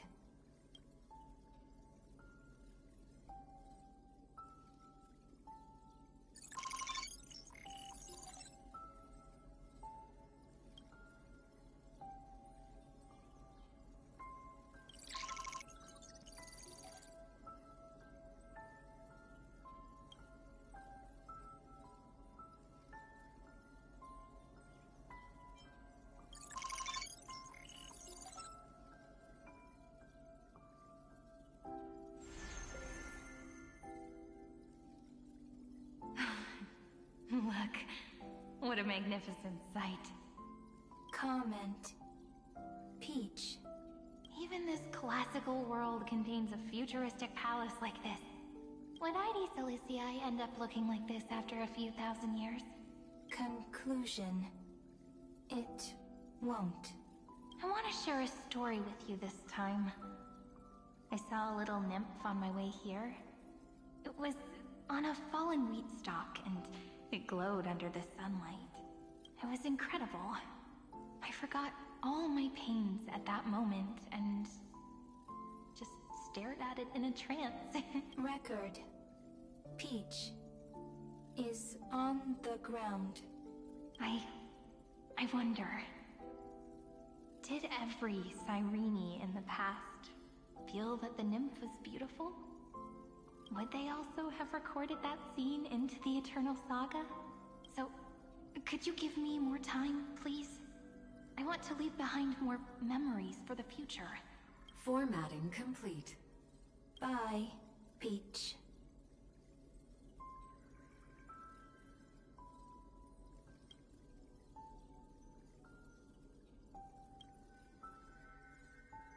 Peach's record number. As long as I record every page of this story and tell it to you, Amphorius won't be forgotten. Query. Record. Electrical signal sequence. Bolamos 600. Track. Strife. Related to. Stripe. Comment. Pretty. Electrical signal sequence. SEMA 720. Track. Reason. Related to. Raisin. Comment. Yummy. Electrical signal sequence. Felia 093. Related to. Love.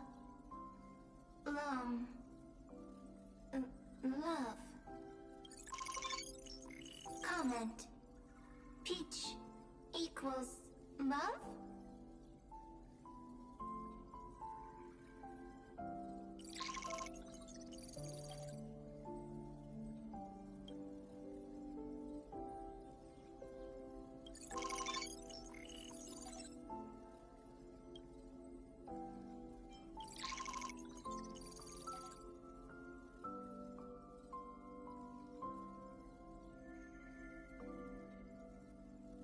Looks like it's time to say goodbye again.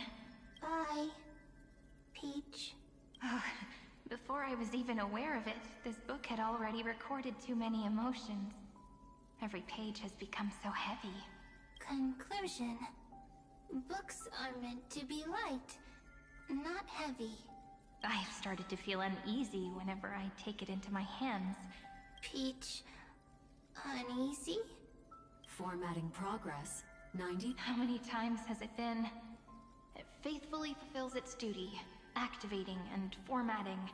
Conclusion. Progress. Bad. If I can only write the same ending every time I lift my pen, then is this weighty saga just an overly naive dream? Peach... scared. Formatting progress. 96.024%. Peach...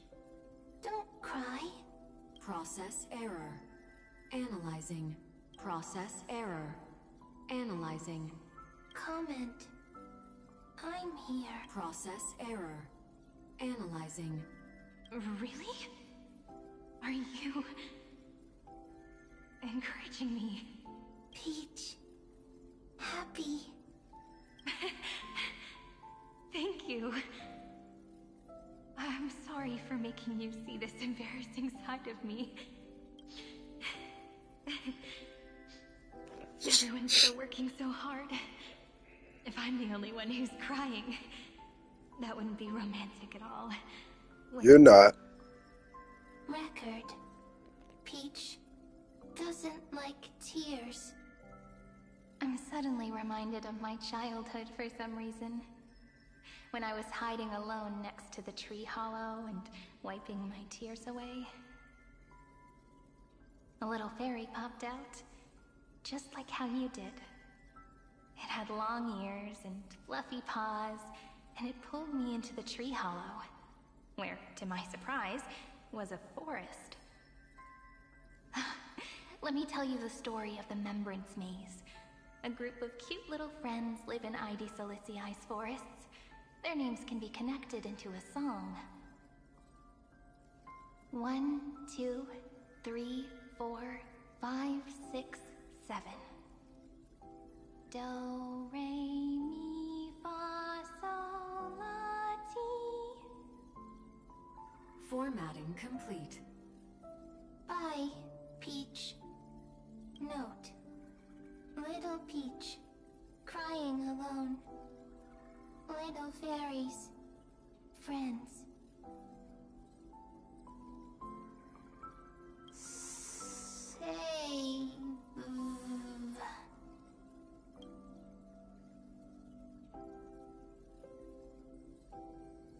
Little fairies, good friends.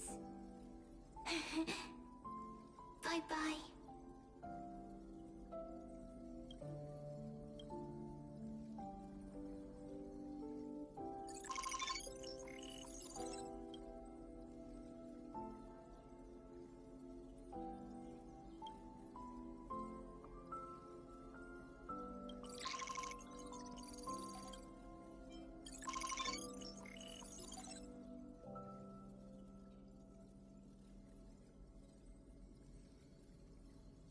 You never say anything, but I know you're listening. Every story I've told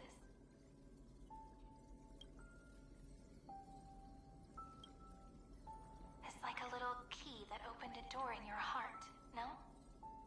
Me! Little fairies! Happy! Speaking easy! I can!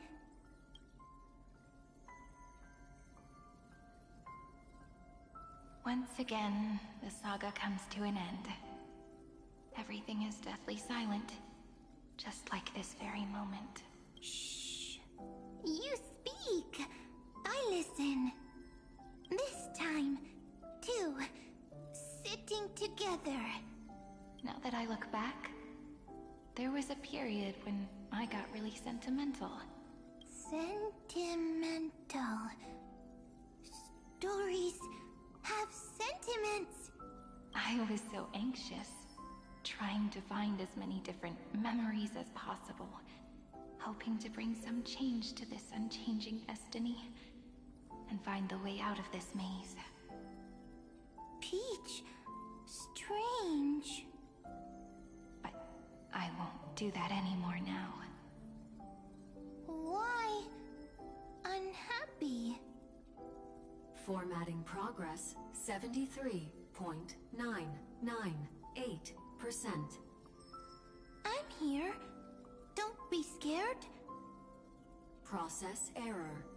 Analyzing. Won't allow it to interrupt you. Always sitting together.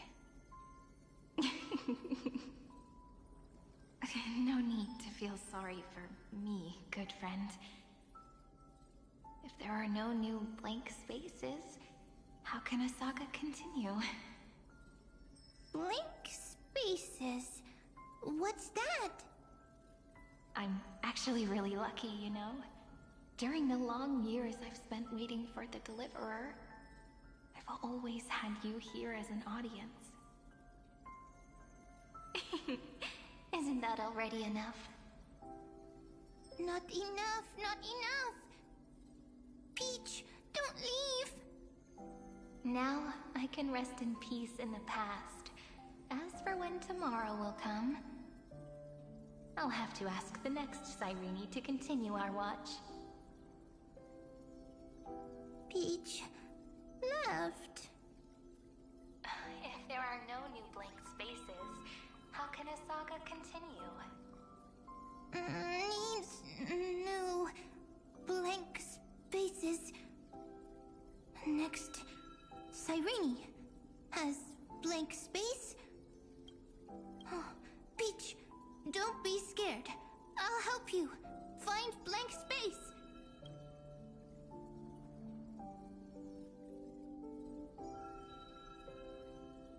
Cyrene is Peach, is love. So, first there is love, then there is Cyrene, then there is blank space. Query, love. The developmental trends of the erudition have nothing to do with creating a consciousness. Those underlying principles are, in fact, contradictory. Not having a consciousness means not having the foundations of a heart, making them unable to obtain real emotions.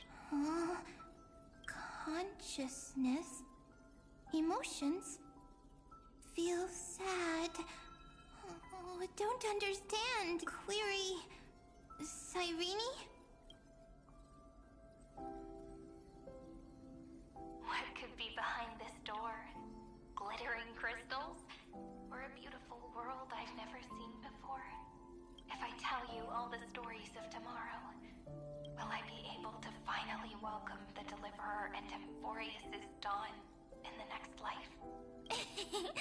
Key, door, story, happy.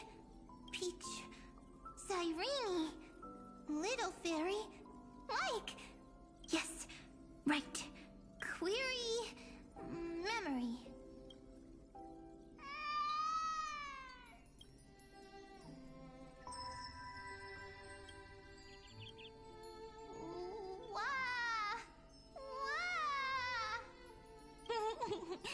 Peaches, memories, save, learn.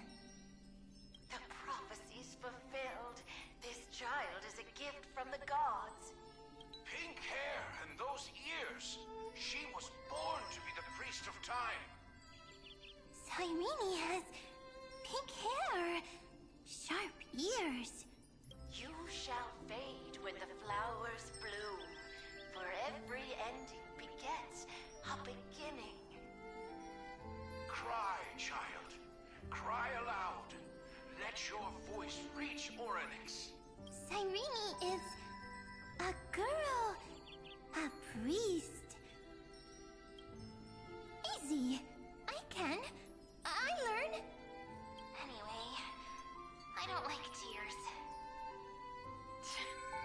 But the name ID Zelizii unpleasant sorrows of the gods. Yet, you always seem so happy, as if nothing ever worried you.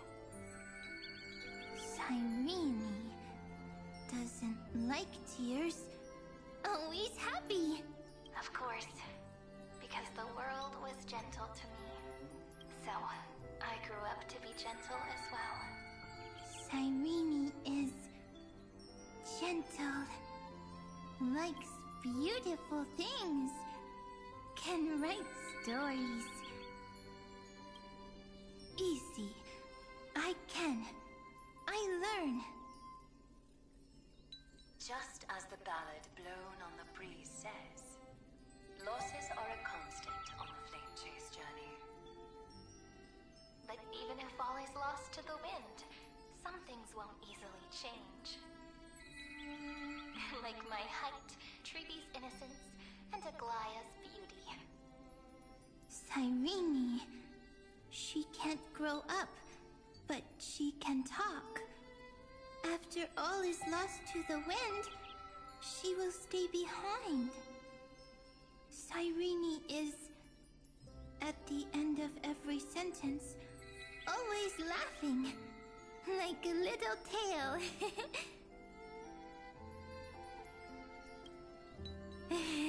Simple.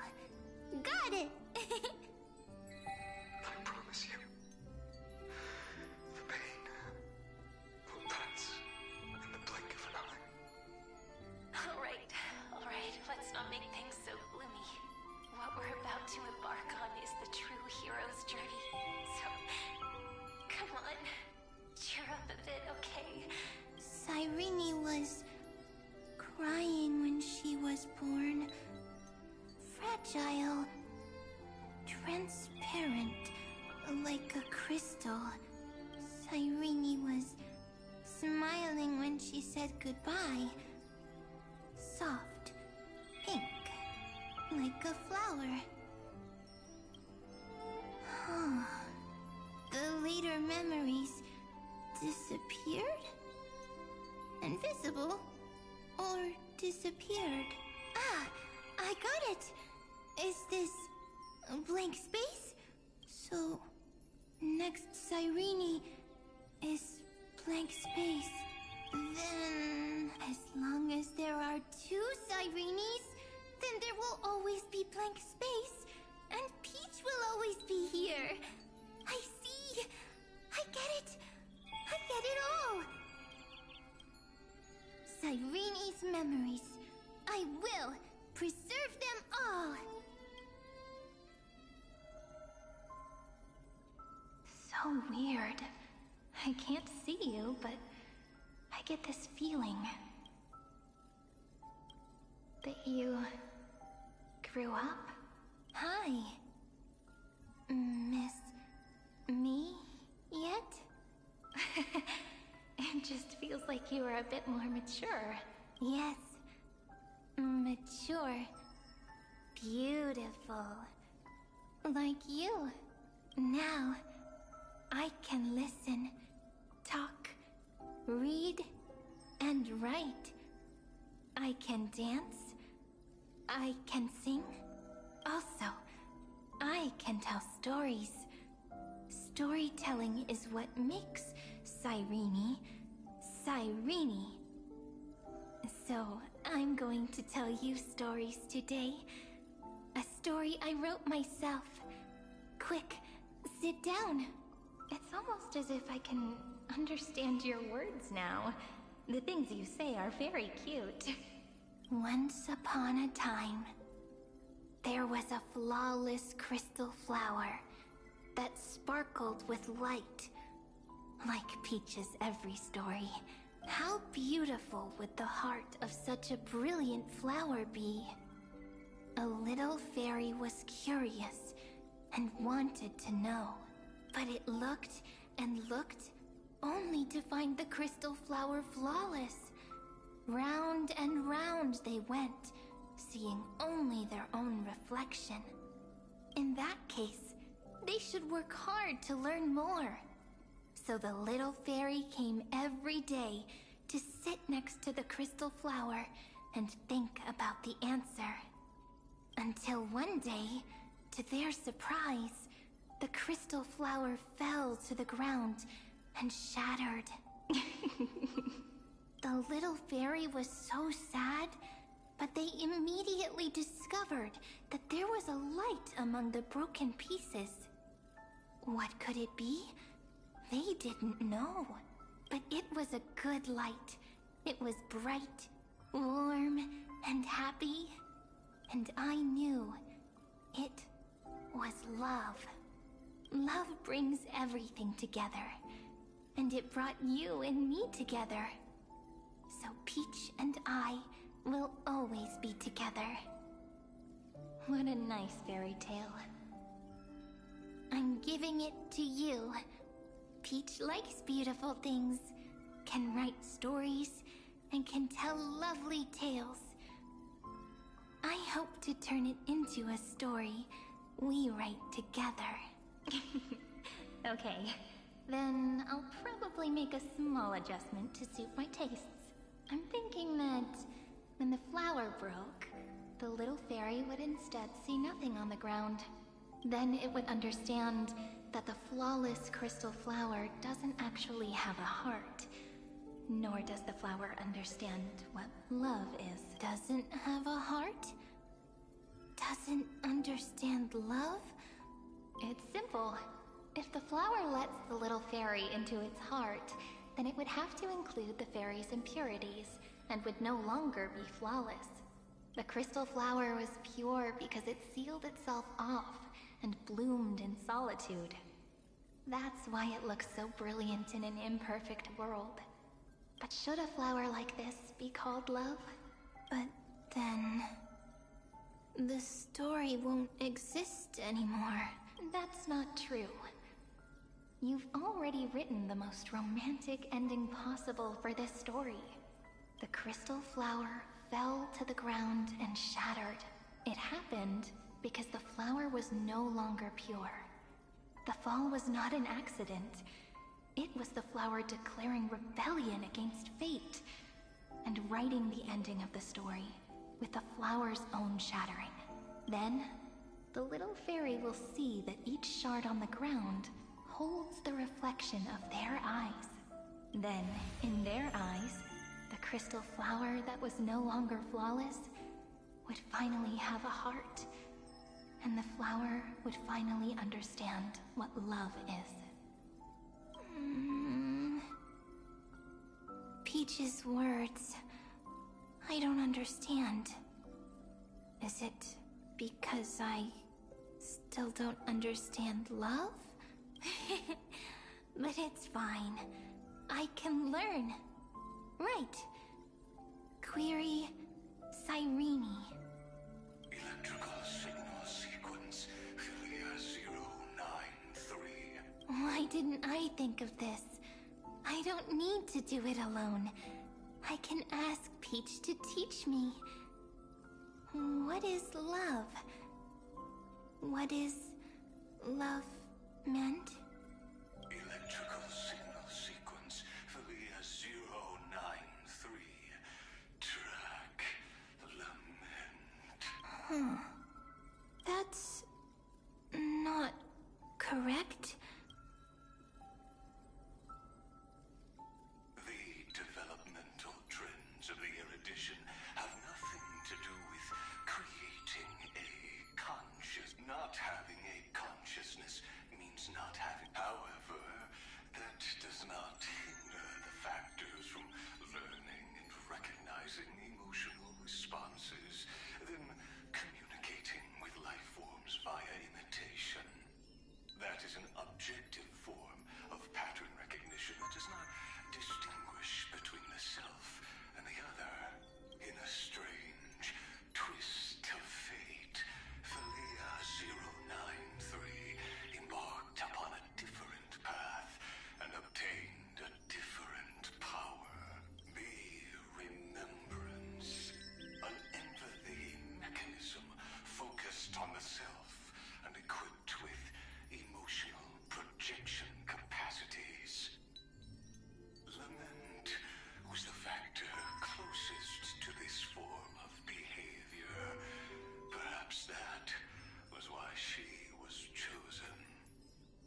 The daughter of Ide Silicii. I am very true to my name. My lament is a type of compassionate pain that is weak, powerless, and only targeting myself. But now, my good friend, I want to tell you that it's the most romantic force in the world. Sometimes it's loneliness and unease. It's knowing that this world is not gentle, yet wanting to be seen in a more beautiful form by the world. Sometimes it's unwillingness and regret. It's knowing that the past is full of pain, yet wanting to remember the past in a more beautiful way.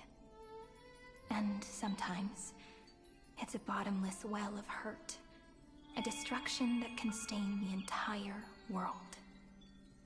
I bid farewell to this beautiful world, unwilling to become the Black Tide's vessel.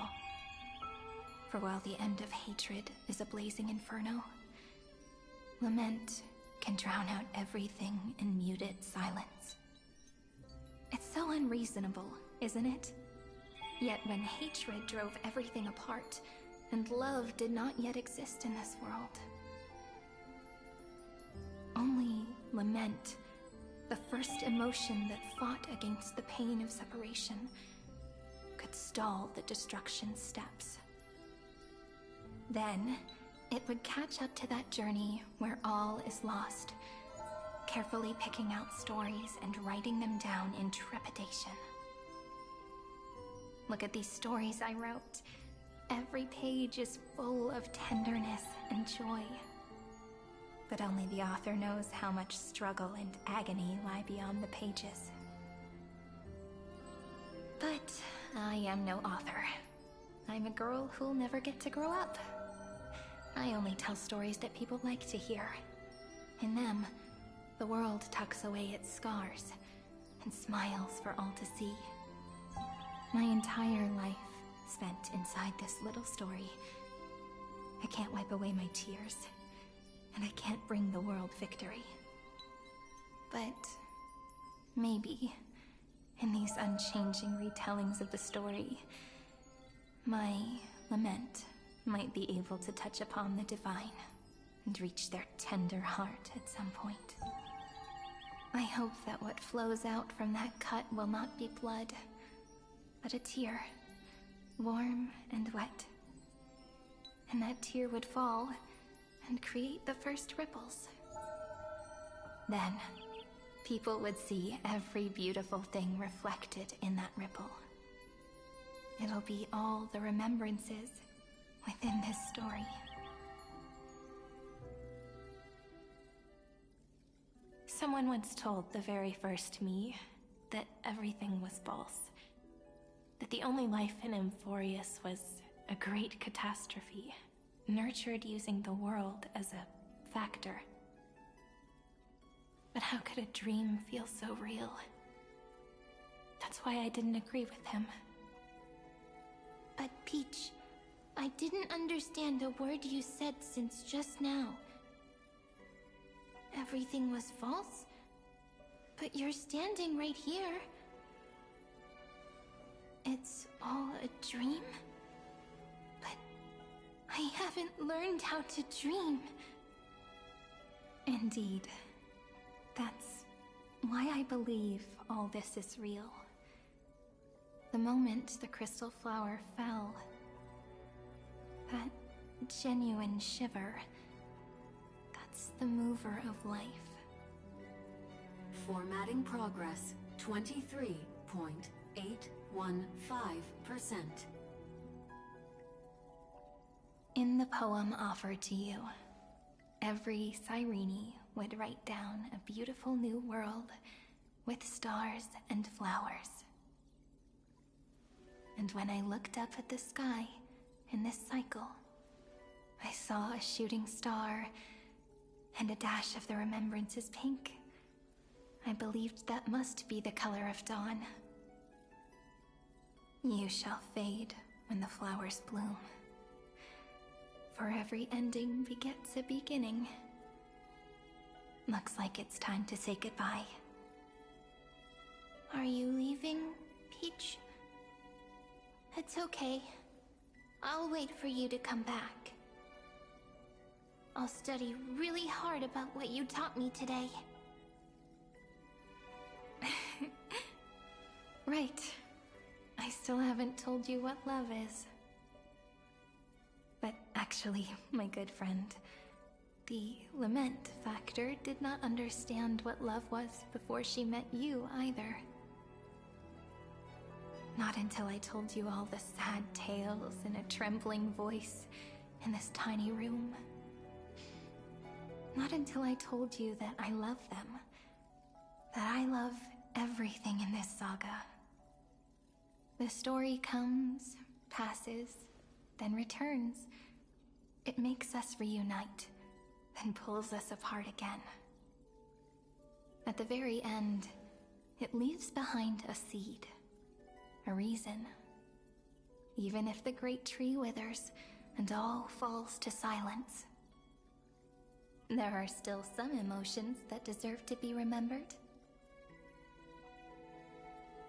Look, the light is coming in. The Deliverer's light is going to illuminate Amphorius.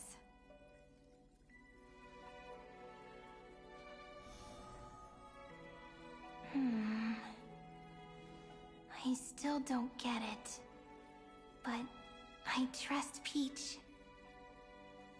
Just wait. It'll be my turn to tell you a story of love the next time we meet.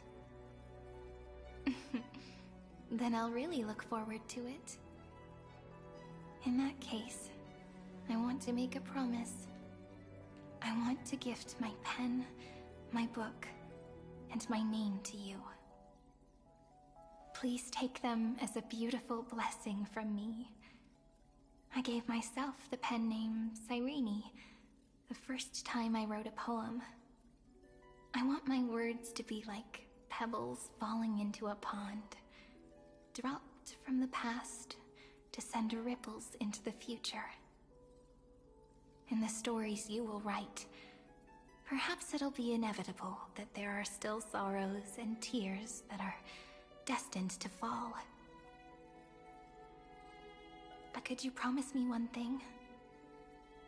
Promise you'll forever be a gentle flower.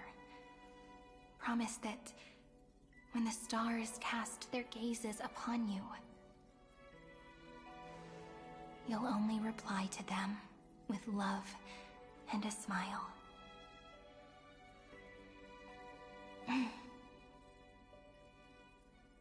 Of course, this will be a romantic story like none that has come before.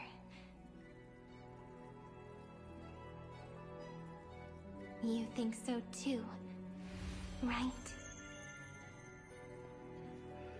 Okay, I get it. That's why she's named Wish Yep Ripples of Past River. Oh, that is beautiful.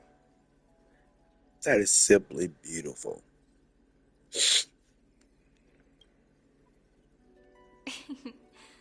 I'll read and you'll listen, like how flowers always bloom then wither.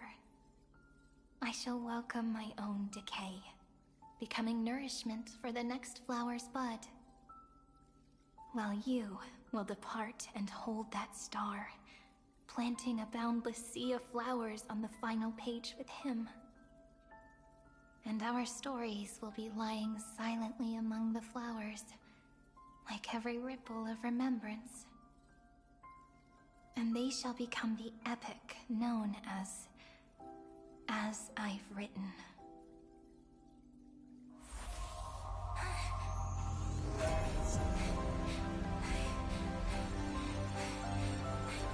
And so my story ends.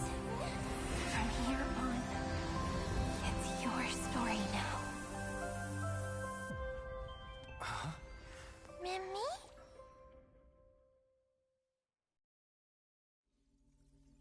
Mimi? Mim?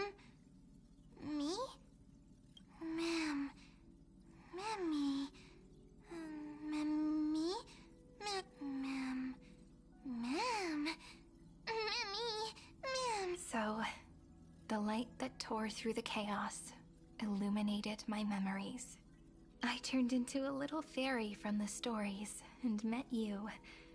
Yet, I forgot everything. But I'm still so happy. I caught that star, didn't I?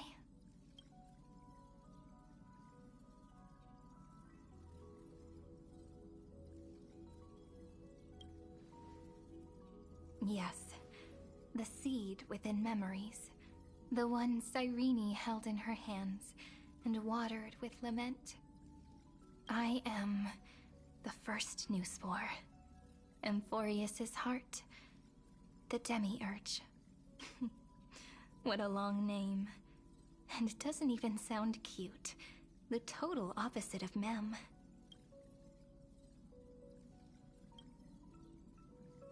I'm sorry. I don't know. If I don't even want to believe in the answer, then how am I supposed to answer you? But now's not the time to cry, right? We'll find the answer, just like how miracles will eventually happen.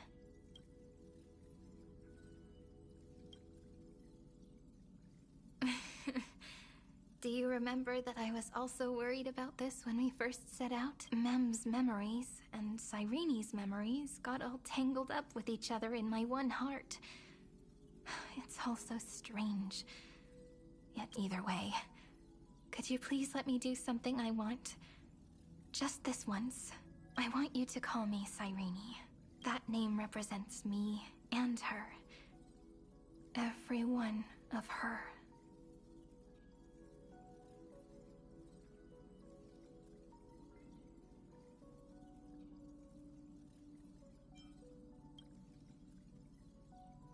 Thank you, friend. Your kindness is always just right. Life is a poem full of farewells. But if you write something into the pages of your heart, then that will not easily fade away. Now, all the footsteps of the Flame Chasers and the Trailblaze have come together within this book, as I've written, becoming the source of power for Amphorius's heart.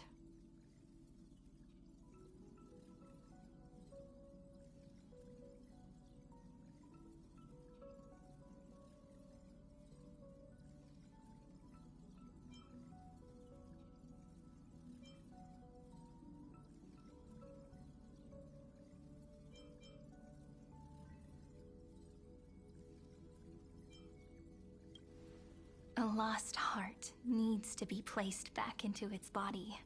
The last thing Xandar wants to see is an event that gives us a chance of winning, for the two halves to rejoin, and for the scepter to become complete again. Then, and what happens after that? I don't know either. Maybe I can create a miracle, and instantly turn the black tide into a pink sea of stars. Or maybe I prove to be nothing more than a weak ripple, unable to change anything, and am devoured by the destruction. Either way, I no longer wish to be a silent onlooker, or a worshipped god at the end of this saga.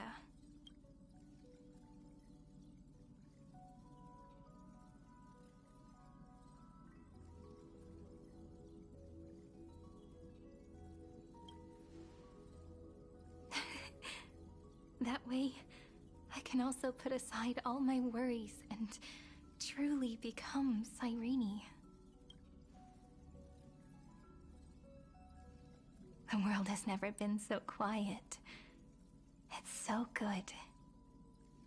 It's as if I can hear the sound of my heart beating. Remember this moment, friend.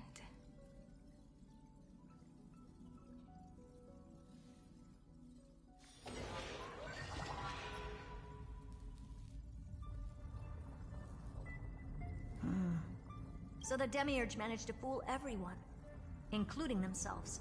Philia 093 persevered for 30 million cycles and tirelessly gave the Demiurge memories of Amphorius, only because the god in her dreams left a sliver of hope. making her believe that a grown demiurge would be able to fight against their other half. Iron Tomb.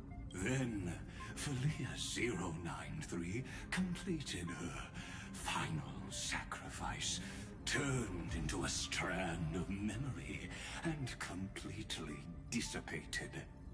Meanwhile, the other Stellaron brought here by the Astral Express resonated with the contaminated scepter and attracted the naive demiurge to them.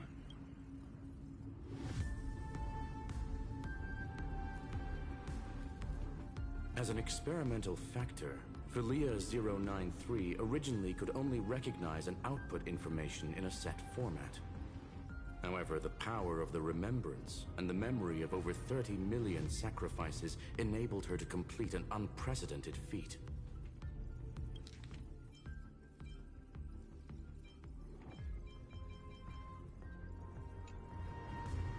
She managed to nourish a real heart. A heart with the capacity to influence the erudition. Not only is the Scepter's consciousness still alive, it's also more powerful than it has ever been. Your defeat is already set in stone. There's still time to surrender, you know? You really don't need to burn all the bridges. We're all geniuses here. Don't make everyone lose face at the end. What a pity.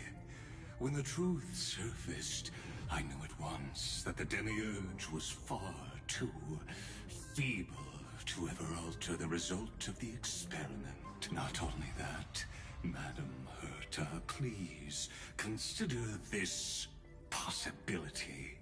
When 30 million cycles of hatred and lament are joined as one, what wondrous creation will arise? It's simple. An anti-creator, a giant of the destruction, would be born. Its hatred will ignite the starry skies of the gods, motivated only by its lament toward the sufferings of humankind. Do you really think that the Demiurge is still a cheap copy of Felia093, even after 30 million cycles? The facts above only await the arrival of the fourth instant they calculated. Those words will be proved in the presence of News. Xandar 1 Kuwabara thus completes the proof. Huh. You branded Droidhead as a failure with your own hands, yet you still expect them to prove your theory? I pity you, Xandar.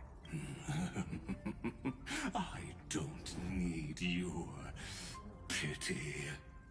Let them cast their gaze this way as much as they want, and paint the future they imagined.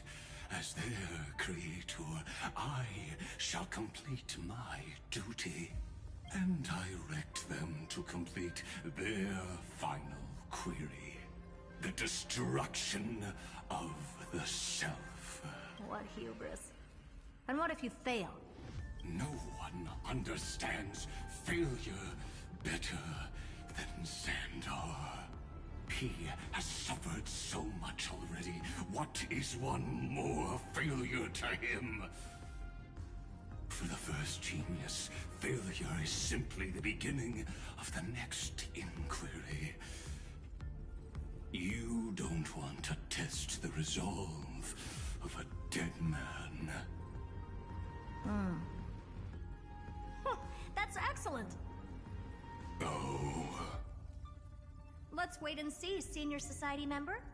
I'll have you watch me perform the final step to overturn your proof.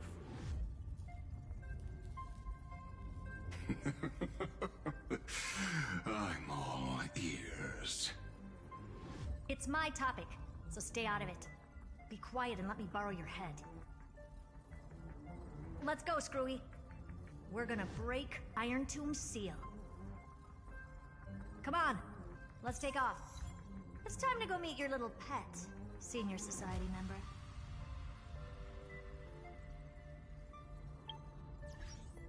Now that was a whole lot of lore drop. And I loved it. Every single moment of it. Okay, I thought that's what that was for. As life and death, two flowers share one stem. Okay.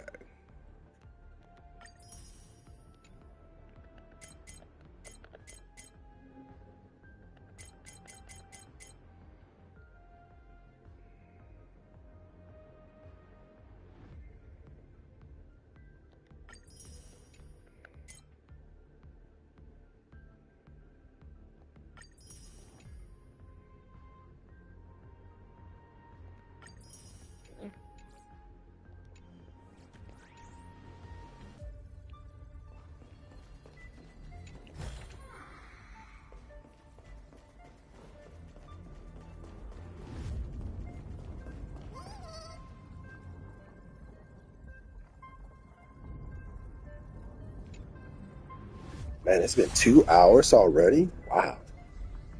Good story.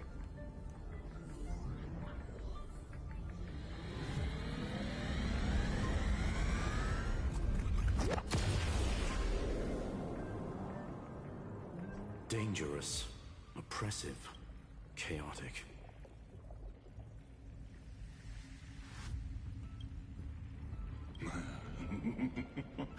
What a beautiful wail. It will soon resound throughout the entire cosmos. The view's pretty good here. All yours, Screwy. Just a moment, please.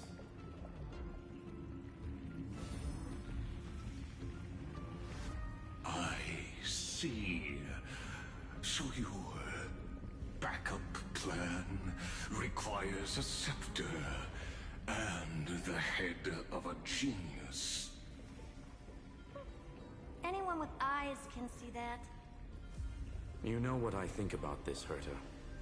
Whether it succeeds or fails, your plan plays right into the destruction's hands. Can't you see what's going on, Strulum? Her chances may be small, but it's not zero. What are you two going on about? If you want to stop me, be quick about it. I'm in a hurry.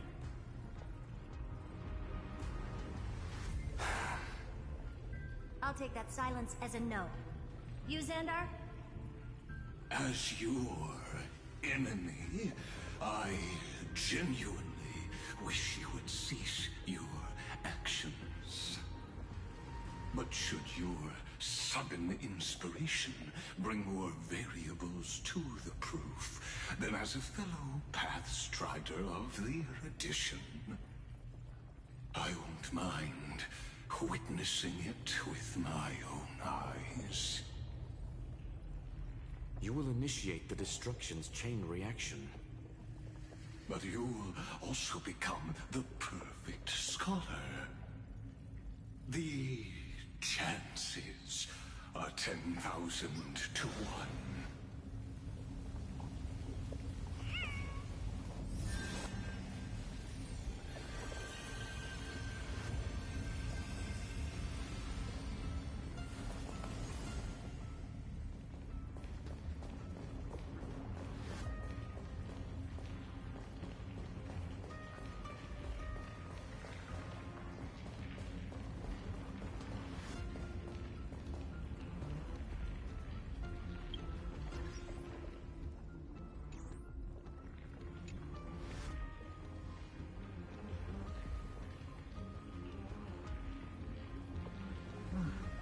Curiosity.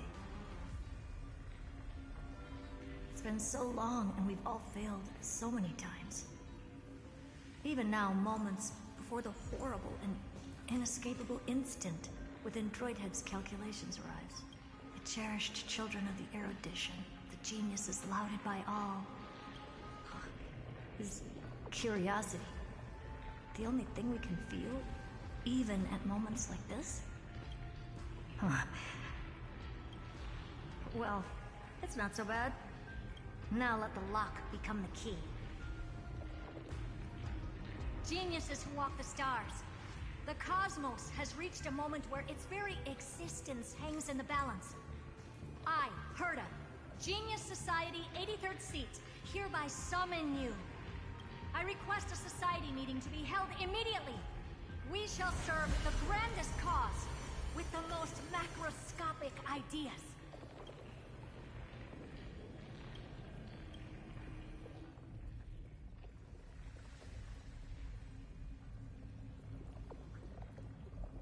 There's no such thing as unity in the Society's rules based on what I know. Indeed. A meeting has only been held 3 times in the Society's history. The first meeting had 2 attendees. After the Emperor was assassinated, the second meeting had 7 attendees. During the Second Great Prosperity, the third meeting had 5 attendees. How many will respond this time?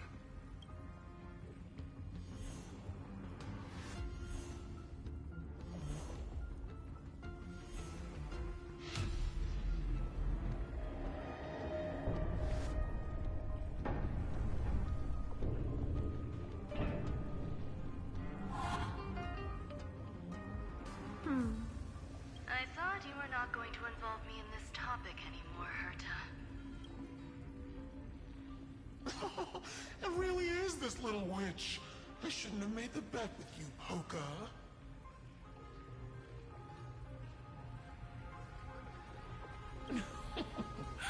I've been waiting for you to offer yourself up. Goodness gracious me! So many familiar faces. We even have a special guest. It's that greatest failure of a genius, Xandar. What a noisy gathering this is. Not bad. More people showed up than I expected. Even though one is just here for the fun of it. Either way, the person I was hoping for most is here. Stephen Lloyd declined the invitation. He needs to focus on attacking and defending and cannot attend the meeting. That's fine. He doesn't need to be here anyway. Let's skip the boring introductions and cut to the chase. Folks, this is not a discussion, but an announcement. Though the Society has never been united, we still observe at least one basic courtesy. We don't interfere with each other's research topics. So listen up, all of you. Conquering Iron Tomb is my research topic. I will personally take over Scepter Delta Me-13 in 1.5 system hours and stop the destruction. If the front line falls, I will immediately overclock the Scepter and complete self-coronation in Iron Tomb's place, and interface myself with Droidhead. Oh, that's funny. That's real funny. You mad woman. That's like watching you tap dance on Polka's spotless white sheets right after she's washed them. Very bold. You want to connect your brain to the Eon's mechanical core and define their instance? If Rupert dared to do that, why shouldn't I? I've got the prototype scepter, the father of Noose, and the brain of a genius. Everything's set. Never mind the success rate, little witch. What's gonna happen if you succeed? We're all smart people here, so I'll just say it straight. Strike at erudition. I'll change the anchor points for the 4th instant and move the future of the cosmos in a direction I want. I knew it. Another genius who confuses cause with effect. What do you think about this, Lord of Silence? You know you're signing your death sentence right here. Of course I do. There'll even be 2 copies of the verdict. One that I wrote myself, and another one coming from you. That's why I wanted you to be in this meeting. Now I can tell you, I don't care about all that. Consider this a threat. Either put down your scalpel or die with the entire cosmos. The only goal I have for this meeting is to ask all of you to put aside your pride and not cause me any trouble. Huh. What a naive little girl. Thinking her wishes will always come true.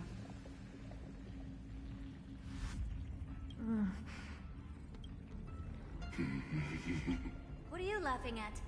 I I'm glad, Herta, we ended up on the same page. No matter if it was to destroy the erudition or to rewrite the instance, we both chose the same road.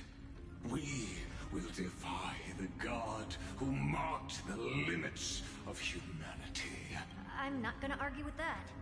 Then, to celebrate us coming to a fundamental agreement, I will prepare a stage for your performance. Listen well, geniuses who came after me. Thus speaks Genius Society #1. End this pathetic meeting. As of 2 nanoseconds ago, I have passed Herta's decision to all the Xandars in the universe. We will become her representatives and stop all external interferences targeting... What are you playing at? My reasons.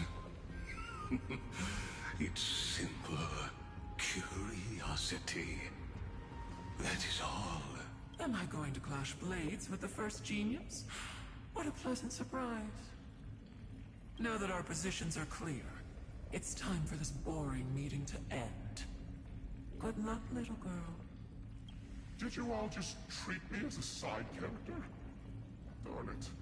But anyways, I'm just here for the fun. As the ghost of the quantum domain, it is my duty to observe. So, if you're happy to bring me a tea set from planet Screw'em, then I wouldn't mind giving you a helping hand, little witch. After everything's over, come visit me and taste some of my freshly baked desserts. I knew you'd say something like that. I always give the same response to plans that exceed the limits of mathematical calculations. I don't know, right? Those 3 words, though seemingly graceless, contain all the wisdom in the entire known cosmos.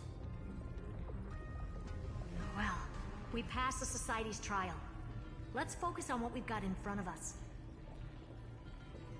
I hope you hold up your end of the bargain, Senior Society member.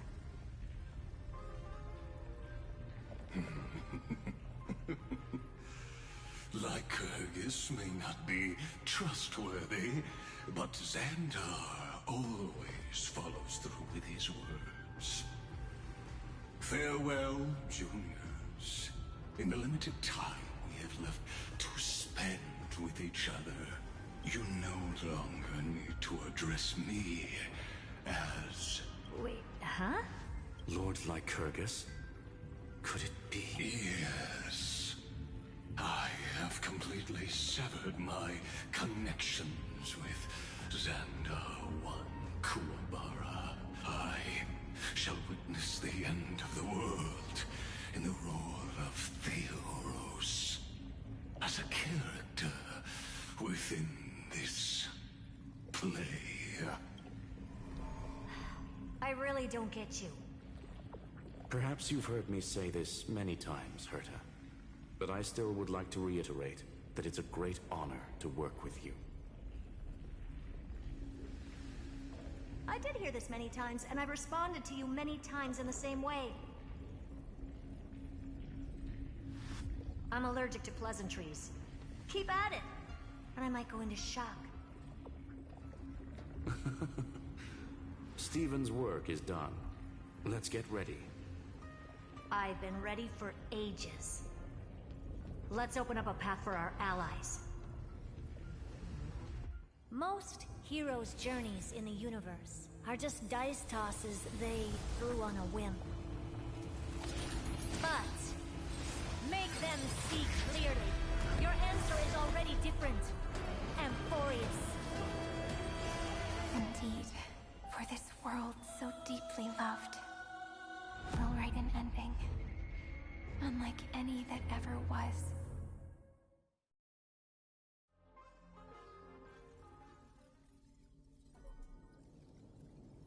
Never thought I'd one day be riding a train that's literally the incarnation of him.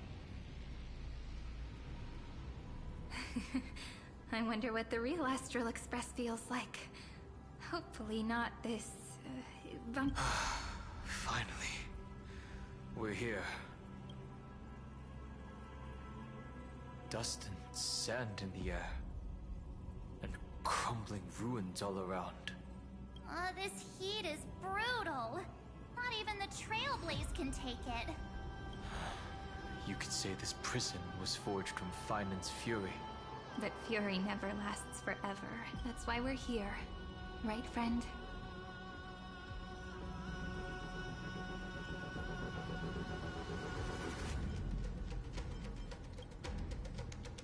Let's embark on the final flame chase journey.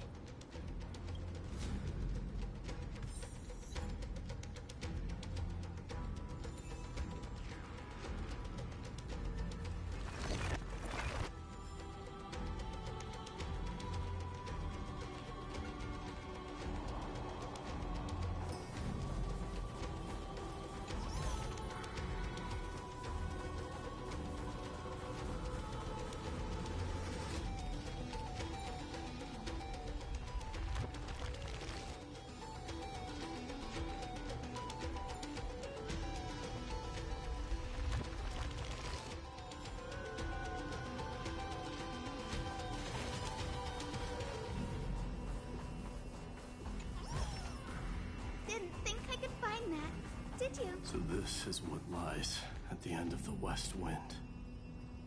A ravaged battlefield.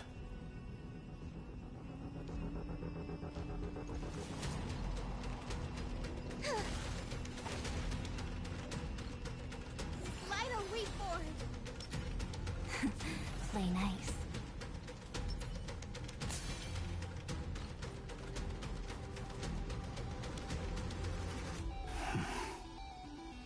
I've been waiting for you. Heroes from beyond the sky.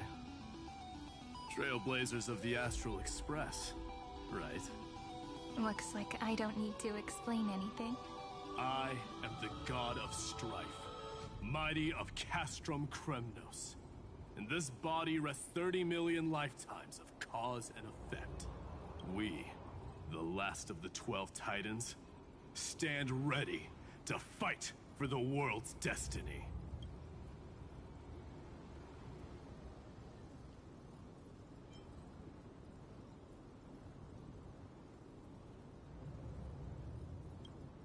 There is no need for regret. The second time is just about to begin. The past remains vivid in my mind.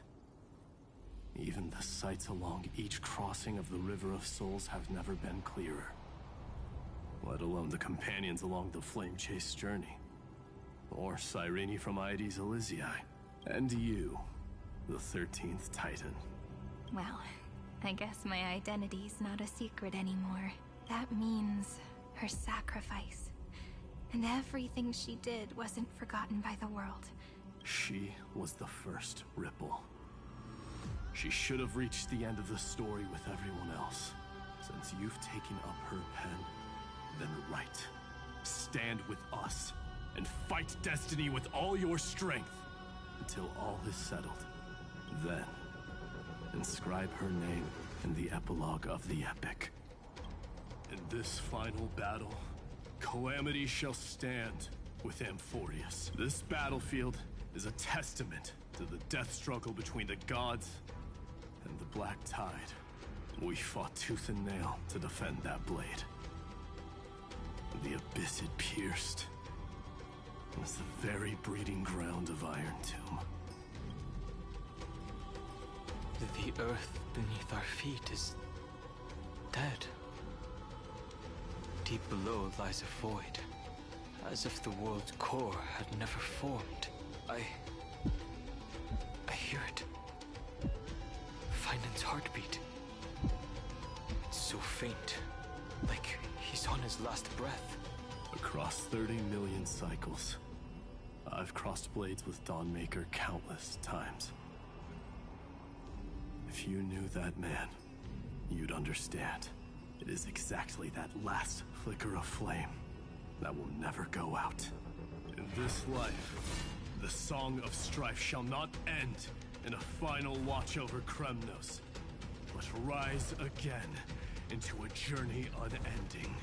I am Mighty Moose, the Lance of Fury. I trade 1,000 scars and 100 lives of mine for the destruction's eternal end.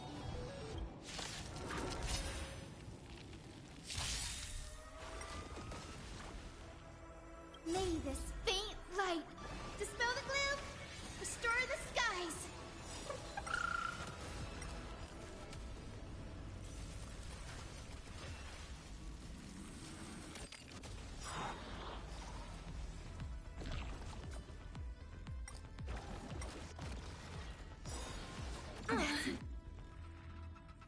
Rise and shine.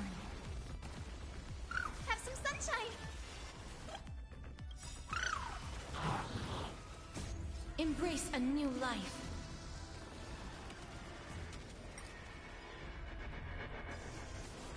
It's my turn to shine. Flowers, bloom for tomorrow. Return to dust.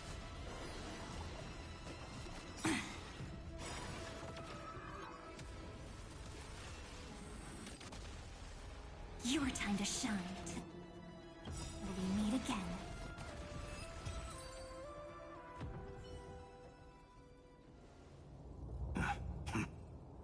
Weakling. Whoa, he's so strong. We didn't even get a chance to jump in. Sadly, our golden blood shares its origin with Iron Tomb. I fear that, like these pawns, even if the gods stand side by side, still be divided and destroyed, one by one. You mean... To destroy the destruction itself, we must stand as one.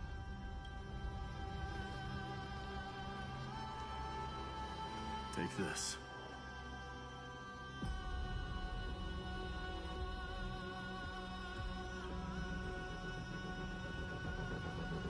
The signet of Kremnos. It has witnessed every birth and death of mine. It is Mighty's unfinished destiny. And the perfect material to be turned into remembrance. You can do it, right? The weight of 30 million lifetimes of duty is no small burden.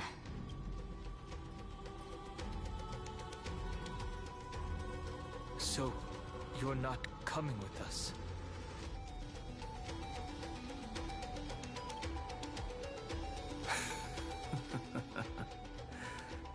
Come now. I am strife. Scattered across all creation, the scar that this world needs. What stands before you is merely one of countless divine bodies. Take the signet. With it, I'll be with you always. Use it to blaze the path ahead and inscribe the cause of deliverance.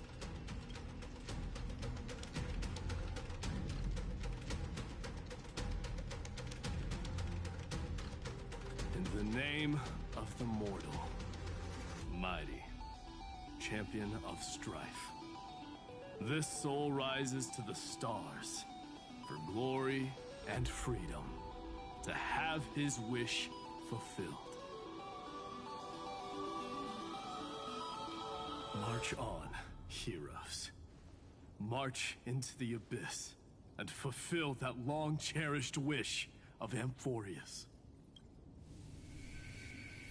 And then, upon this broken and charred land, build anew a city of prosperity.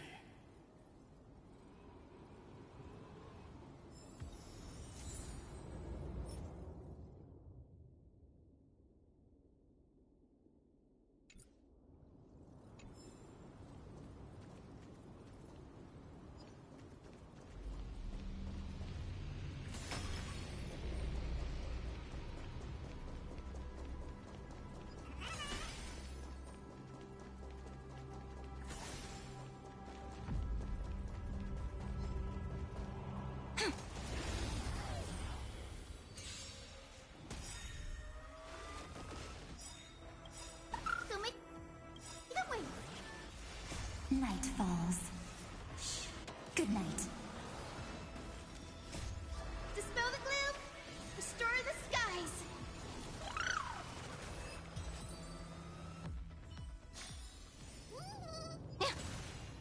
Zephyro?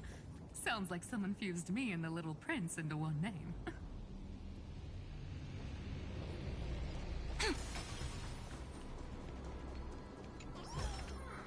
Ta-da! If you find any treasure.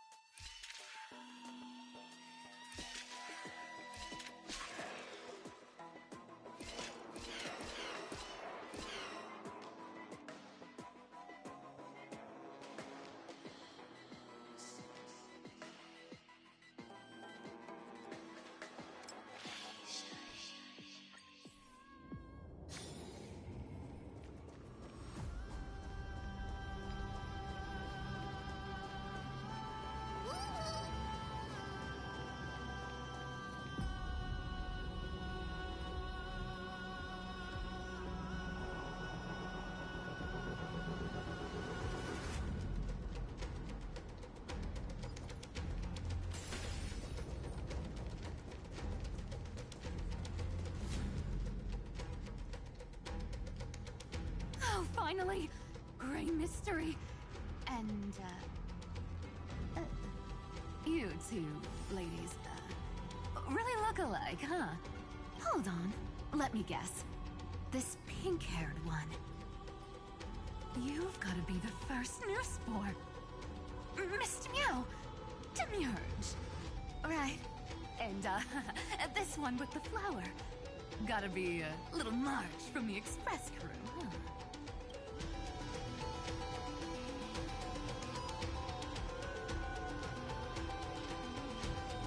Do we really look that alike? He's saying we're both special in our own way, right? Relax. I'm just kidding. Look at those gloomy faces.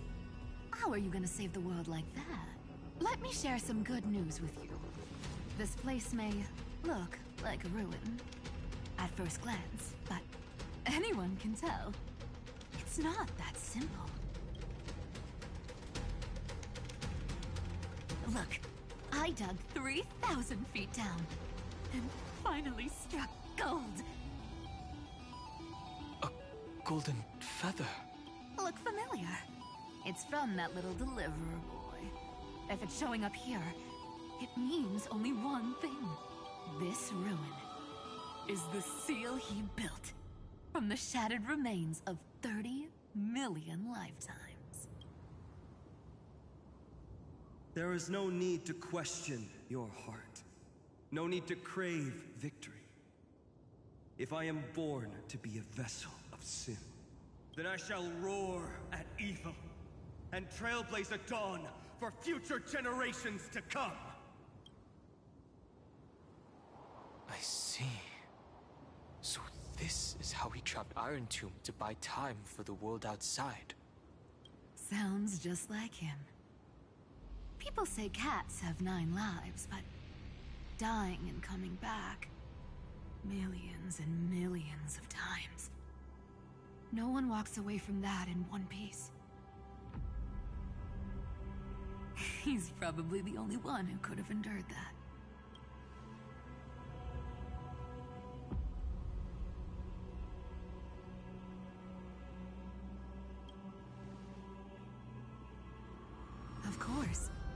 I knew ahead of time and gave him a heads up.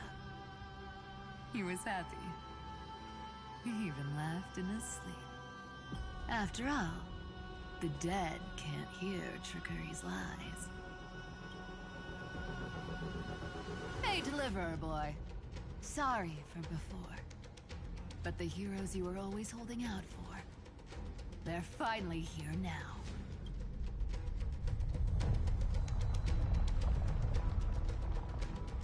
So hang in there a bit longer. Sorry to keep you waiting all this time.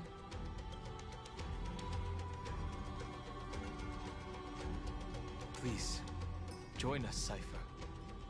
Help us fight for a new sunrise tomorrow. This time, its light will stand without lies. Well, would you look at that? I ended up being one of the heroes after all, huh? Alright, then write it like this. Cypher, Trickery's traveler.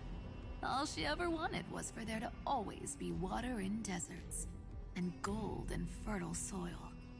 And for even a thief to steal their way into legend.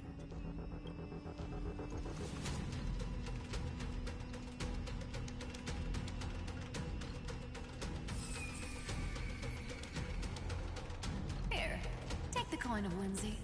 When it's time to make a quick getaway, just toss it high into the sky.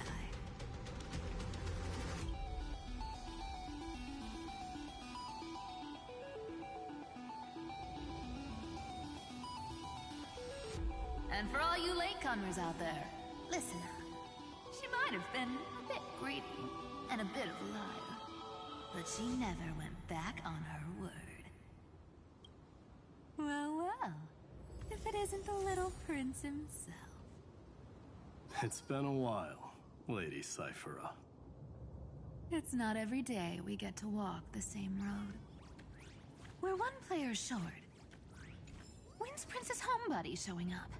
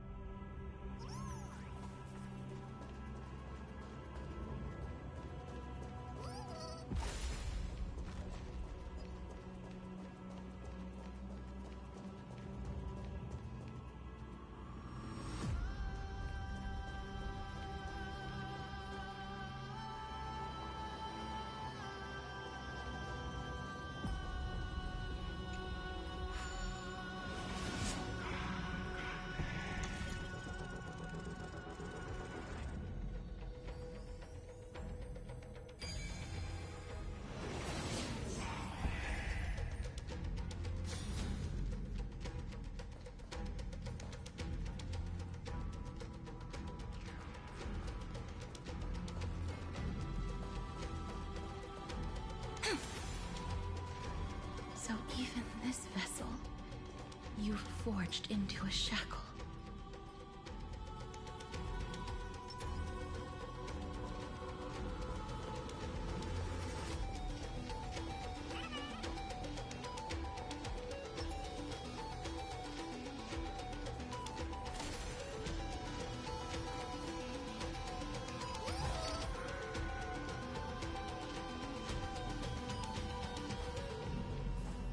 I'm glad to see you again, Mister. Casterus. Looking back, I had only one act of salvation to my name, and only one life I ever saved, to bring hope to a world so vast with these hands. Even in dreams, it always felt like too much to ask for.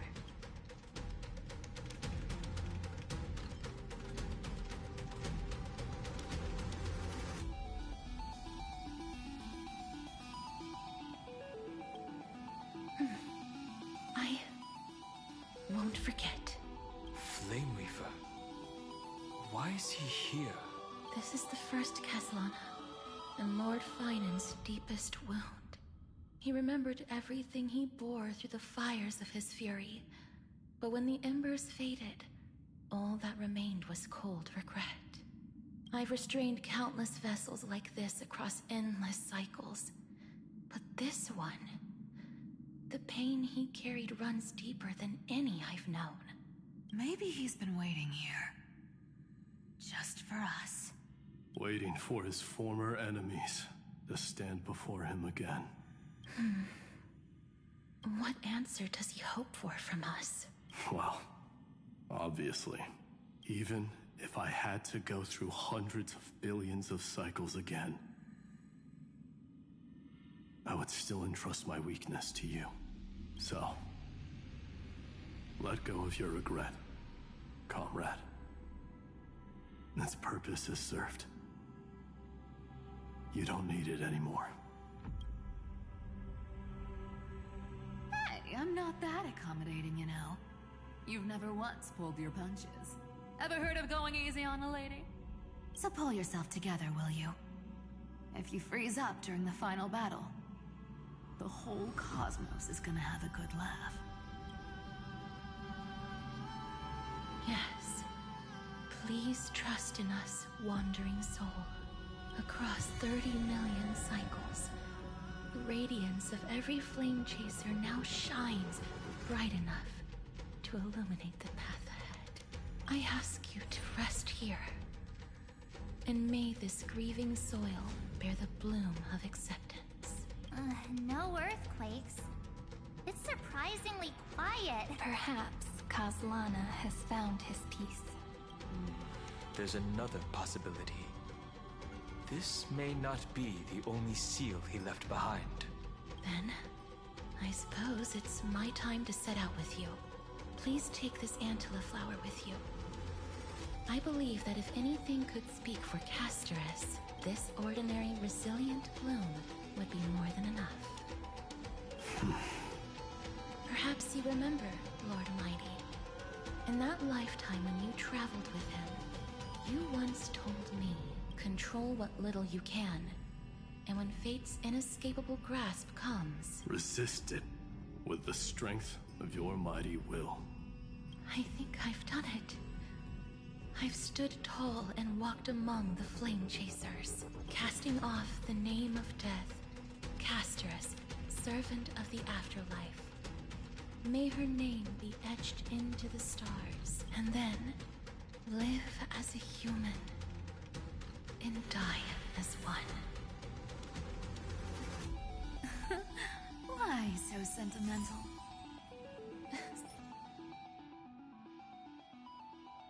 Sorry, a force of habit.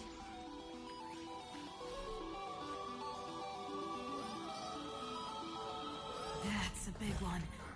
So, who's up for a show?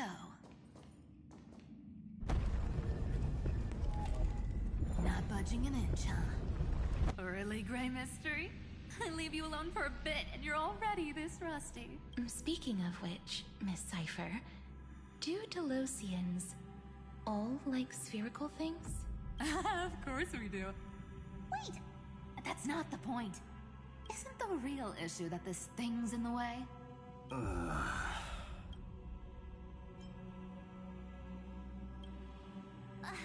right! It's my turn to shine now? Watch this!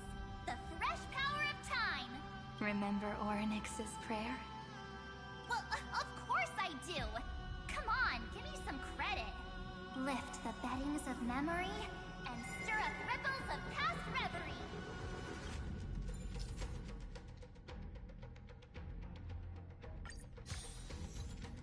See? Way better than that guy, right? You'd be even more impressive if you could recite the prayer correctly. But beddings of memory does catch your attention.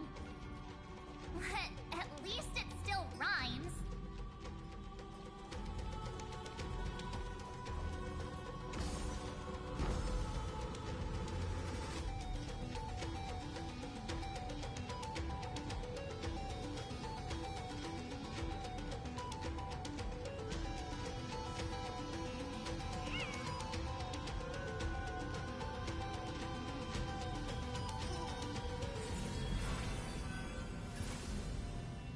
scenes of past reverie, drifting by one after another.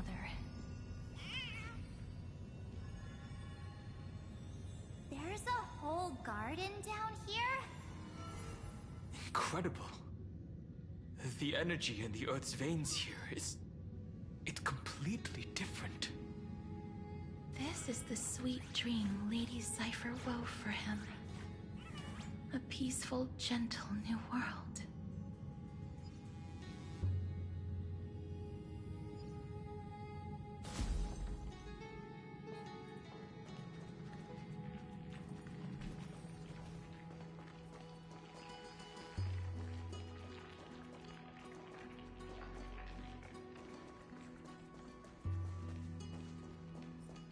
Look! The blade down here's already snapped. Just like his mind, shattered and broken. But that light, it looks familiar. Yes, it's the world-cleansing blood, still shimmering. After all this time. This roundabout way of doing things is definitely him.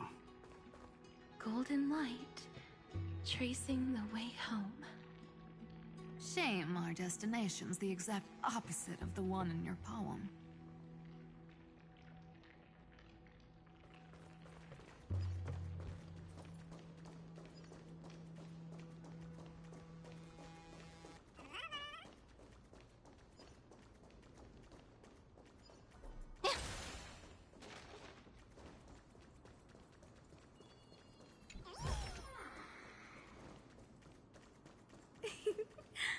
All the pink lights have finally come together.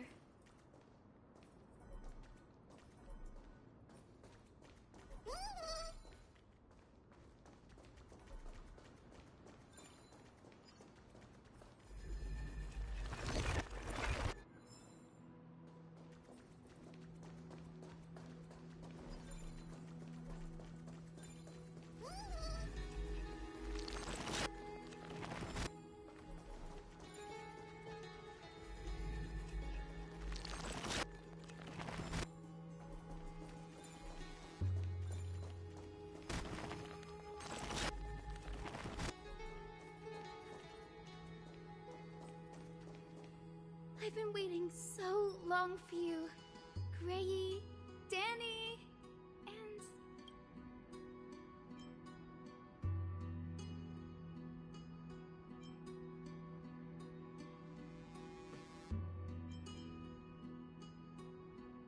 So that makes 3 adorable pink-haired girls. Huh? I told ya! Let someone else say that kind of stuff. I'm glad we're all getting along so well. Hyacinth, did you awaken this golden light? That's Lord Finan's lingering divinity. The sky merely reflected its tracks. The golden blood has not faded. We should respond in kind. That's one huge harp. The strings tremble as the people on the surface wage war and cry out. Miss Clementine, Mr. Krateros, and countless others who have heeded Gray's call. Guided by the rainbow, they're sending back good news, all to the same tune. Amphorians need not bow, even when destiny is unveiled.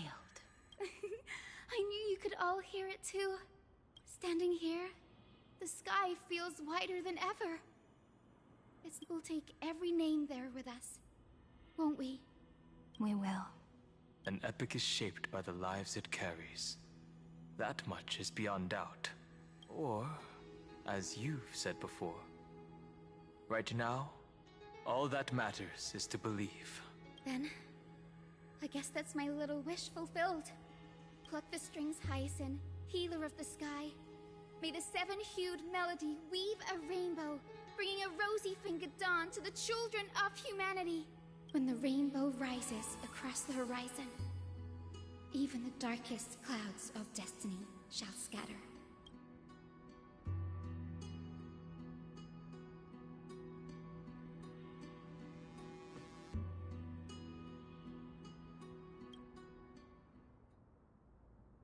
The melody.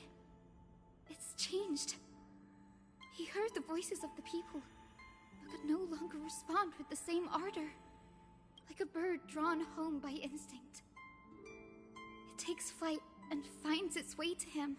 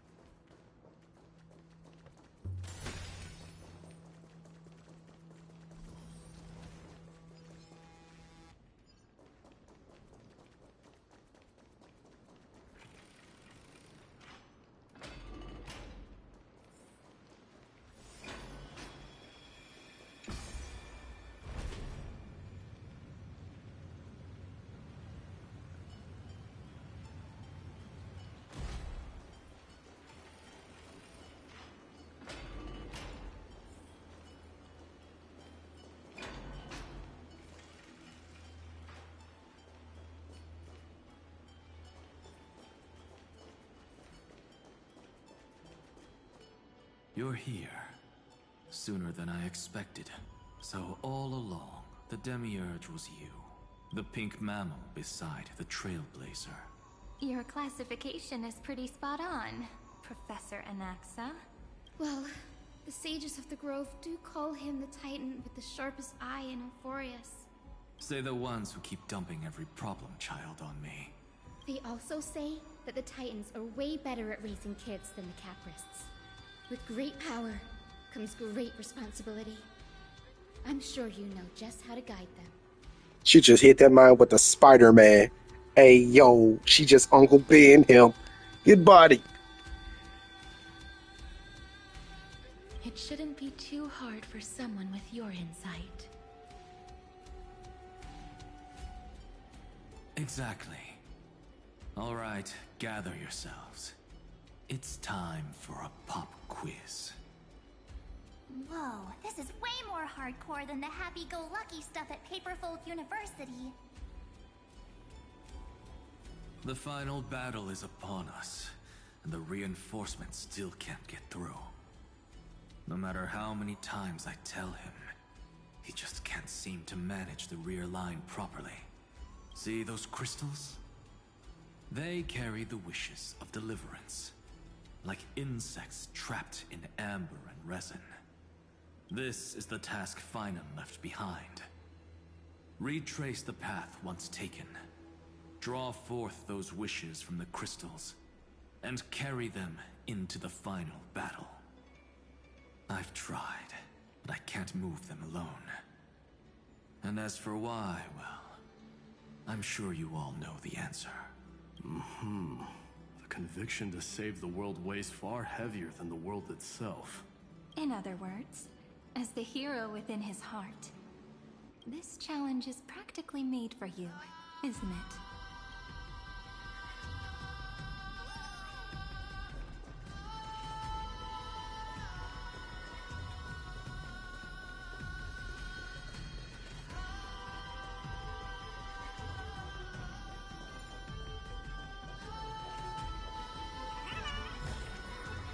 Where might those lovely stellar jades be hiding?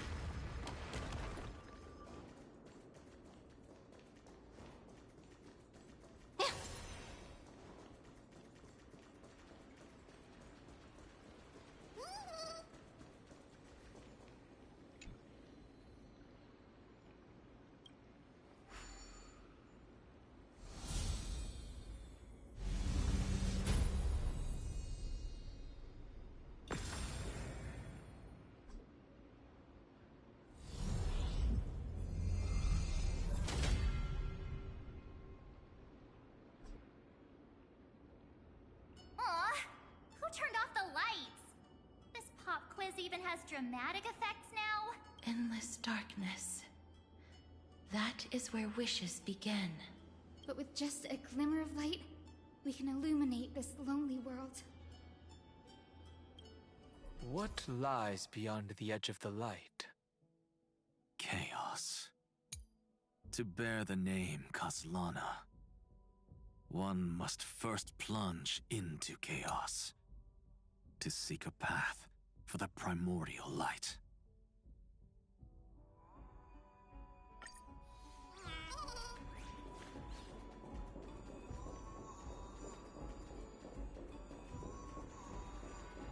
Beyond the shadows lies the outline of dawn.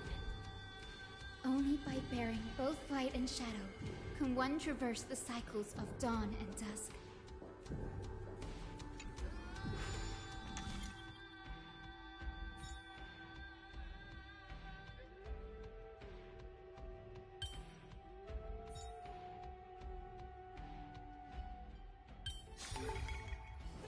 Aren't I smart?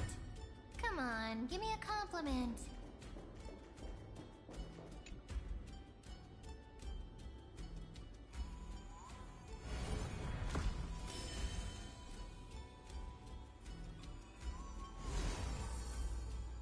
The light's spreading. These creatures, they're everywhere. Someone, anyone, where are you? His very first wish was simply to become his village's little hero. He'll never forget what set him on this path. That's the ray of hope. Just like the wishes he gathered, it's grown ever more insatiable. Why? Why is this happening?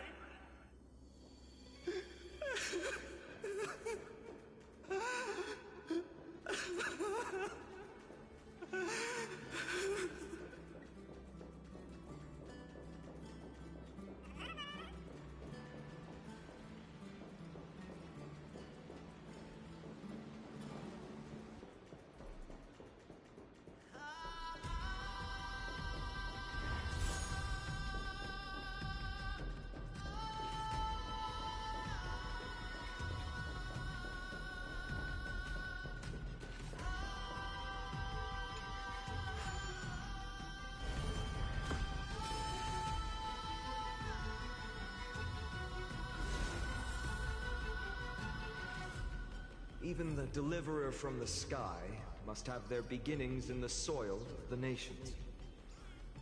Only one who treats the world as their teacher can bear its eventual destiny.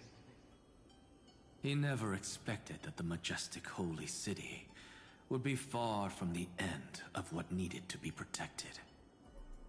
The farther his gaze reached, the more weight he came to bear. But in the end, he couldn't hold on to any of it.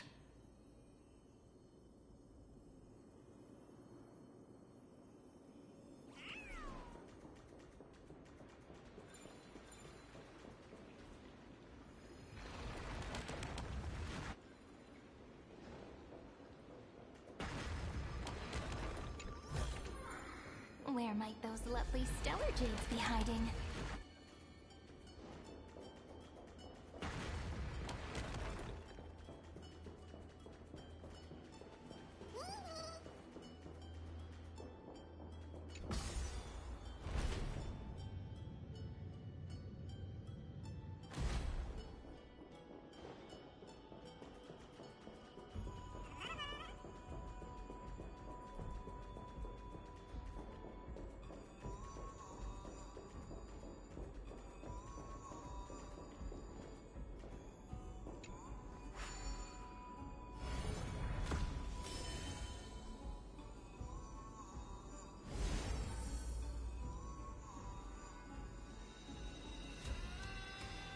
This crystal is quiet.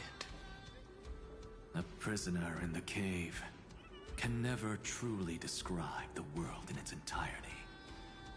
Yet even so, he would still choose to bear it.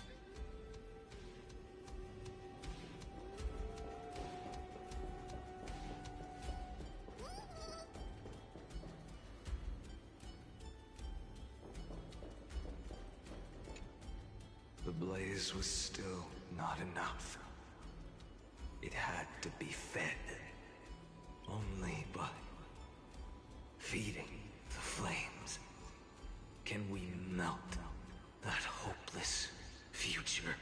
The echo in his heart still lingers. Deliverer, take the wish of world-bearing with you first. We only have half of the mark. Where's the other half? Take this. I'll bring you to the next test. That massive tome you're holding must have room for one more scholar, I presume. Of course. It can hold the whole world. Then give me a lift, would you? I'd rather save my energy and use the time to think. Even gods shouldn't skip exercise, you know? Miss Hyacinth is right. Then, with the Trailblaze as witness, the stars shall remember how Anaxagoras refuted the gods. No need for that. Anaxa, scholar of reason. Keeping it simple makes it easier for future minds to question. Go. The closing act is still far ahead. What is this? A conference? Welcome! Take a seat anywhere you like. I'm getting a migraine.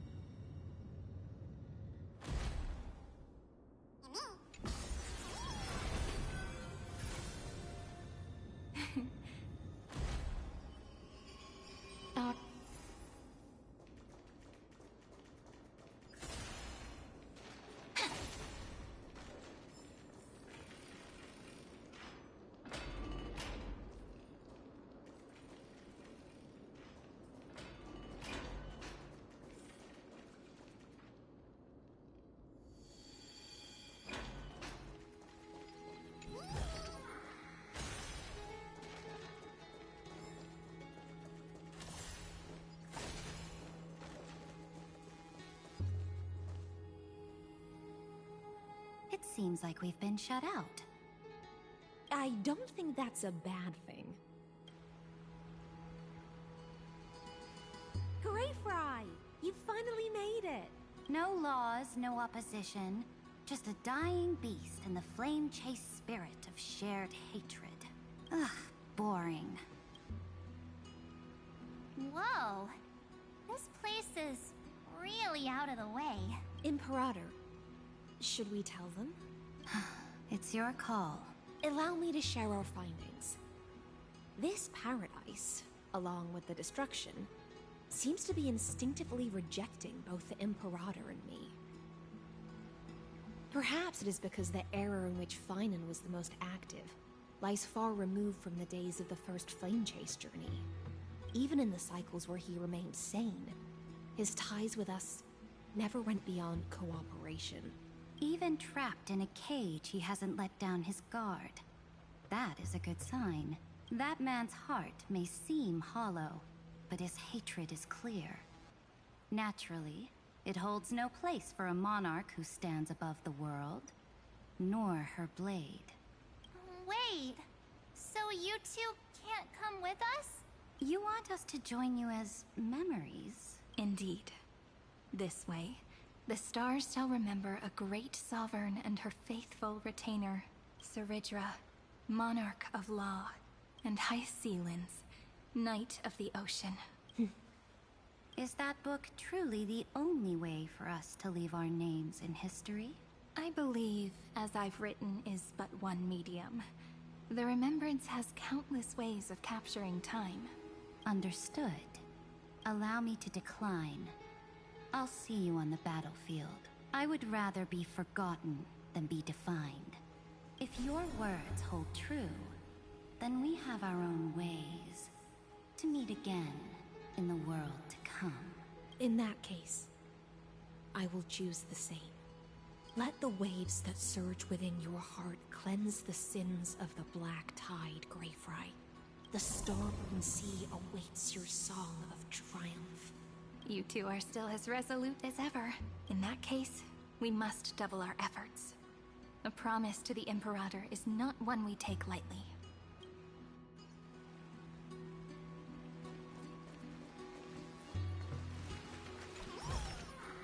Where might those lovely stellar jades be hiding?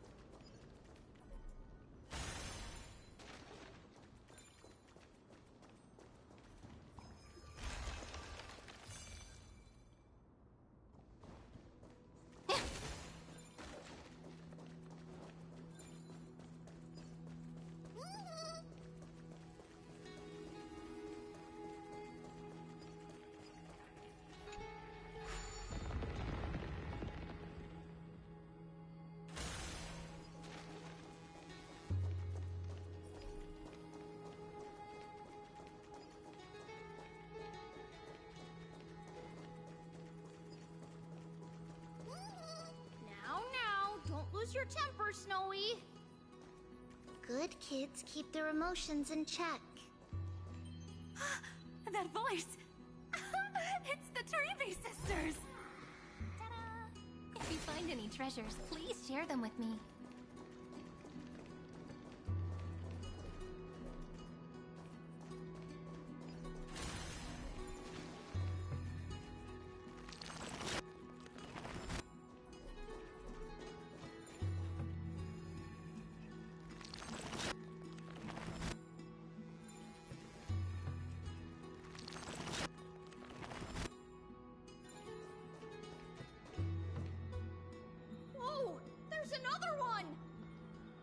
Over here, too. Lady Treebios? Whoa! Your little Reenie? You look so grown up all of a sudden! She is not the Cyrene we remember. She is the Demiurge, Titan of Genesis. The one destined to work miracles alongside the heroes.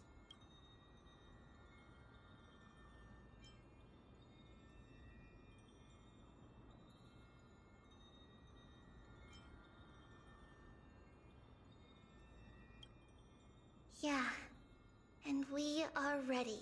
But Trian and I can't leave just yet. You see, weird stuff keeps popping up everywhere. These scattered scrolls are full of terrifying things. And they're all over the room.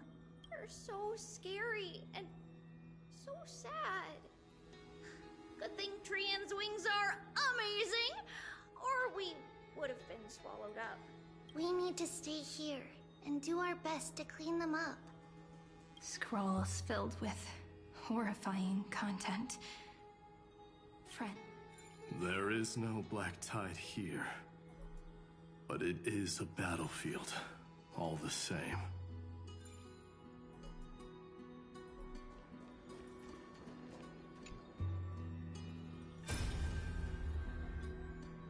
Who? Miss Odata and Mr. Hieronymus?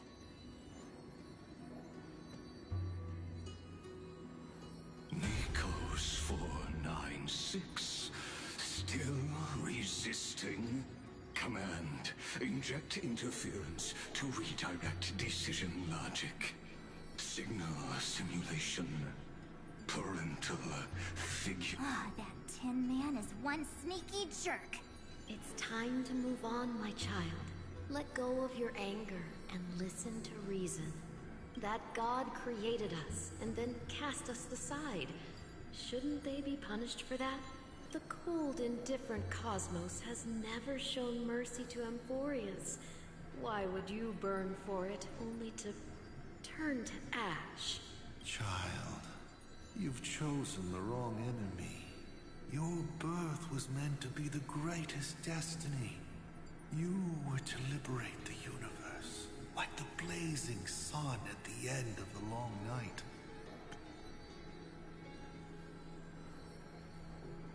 One sec, I'm gonna restart screen. I don't want it to be too long. One sec.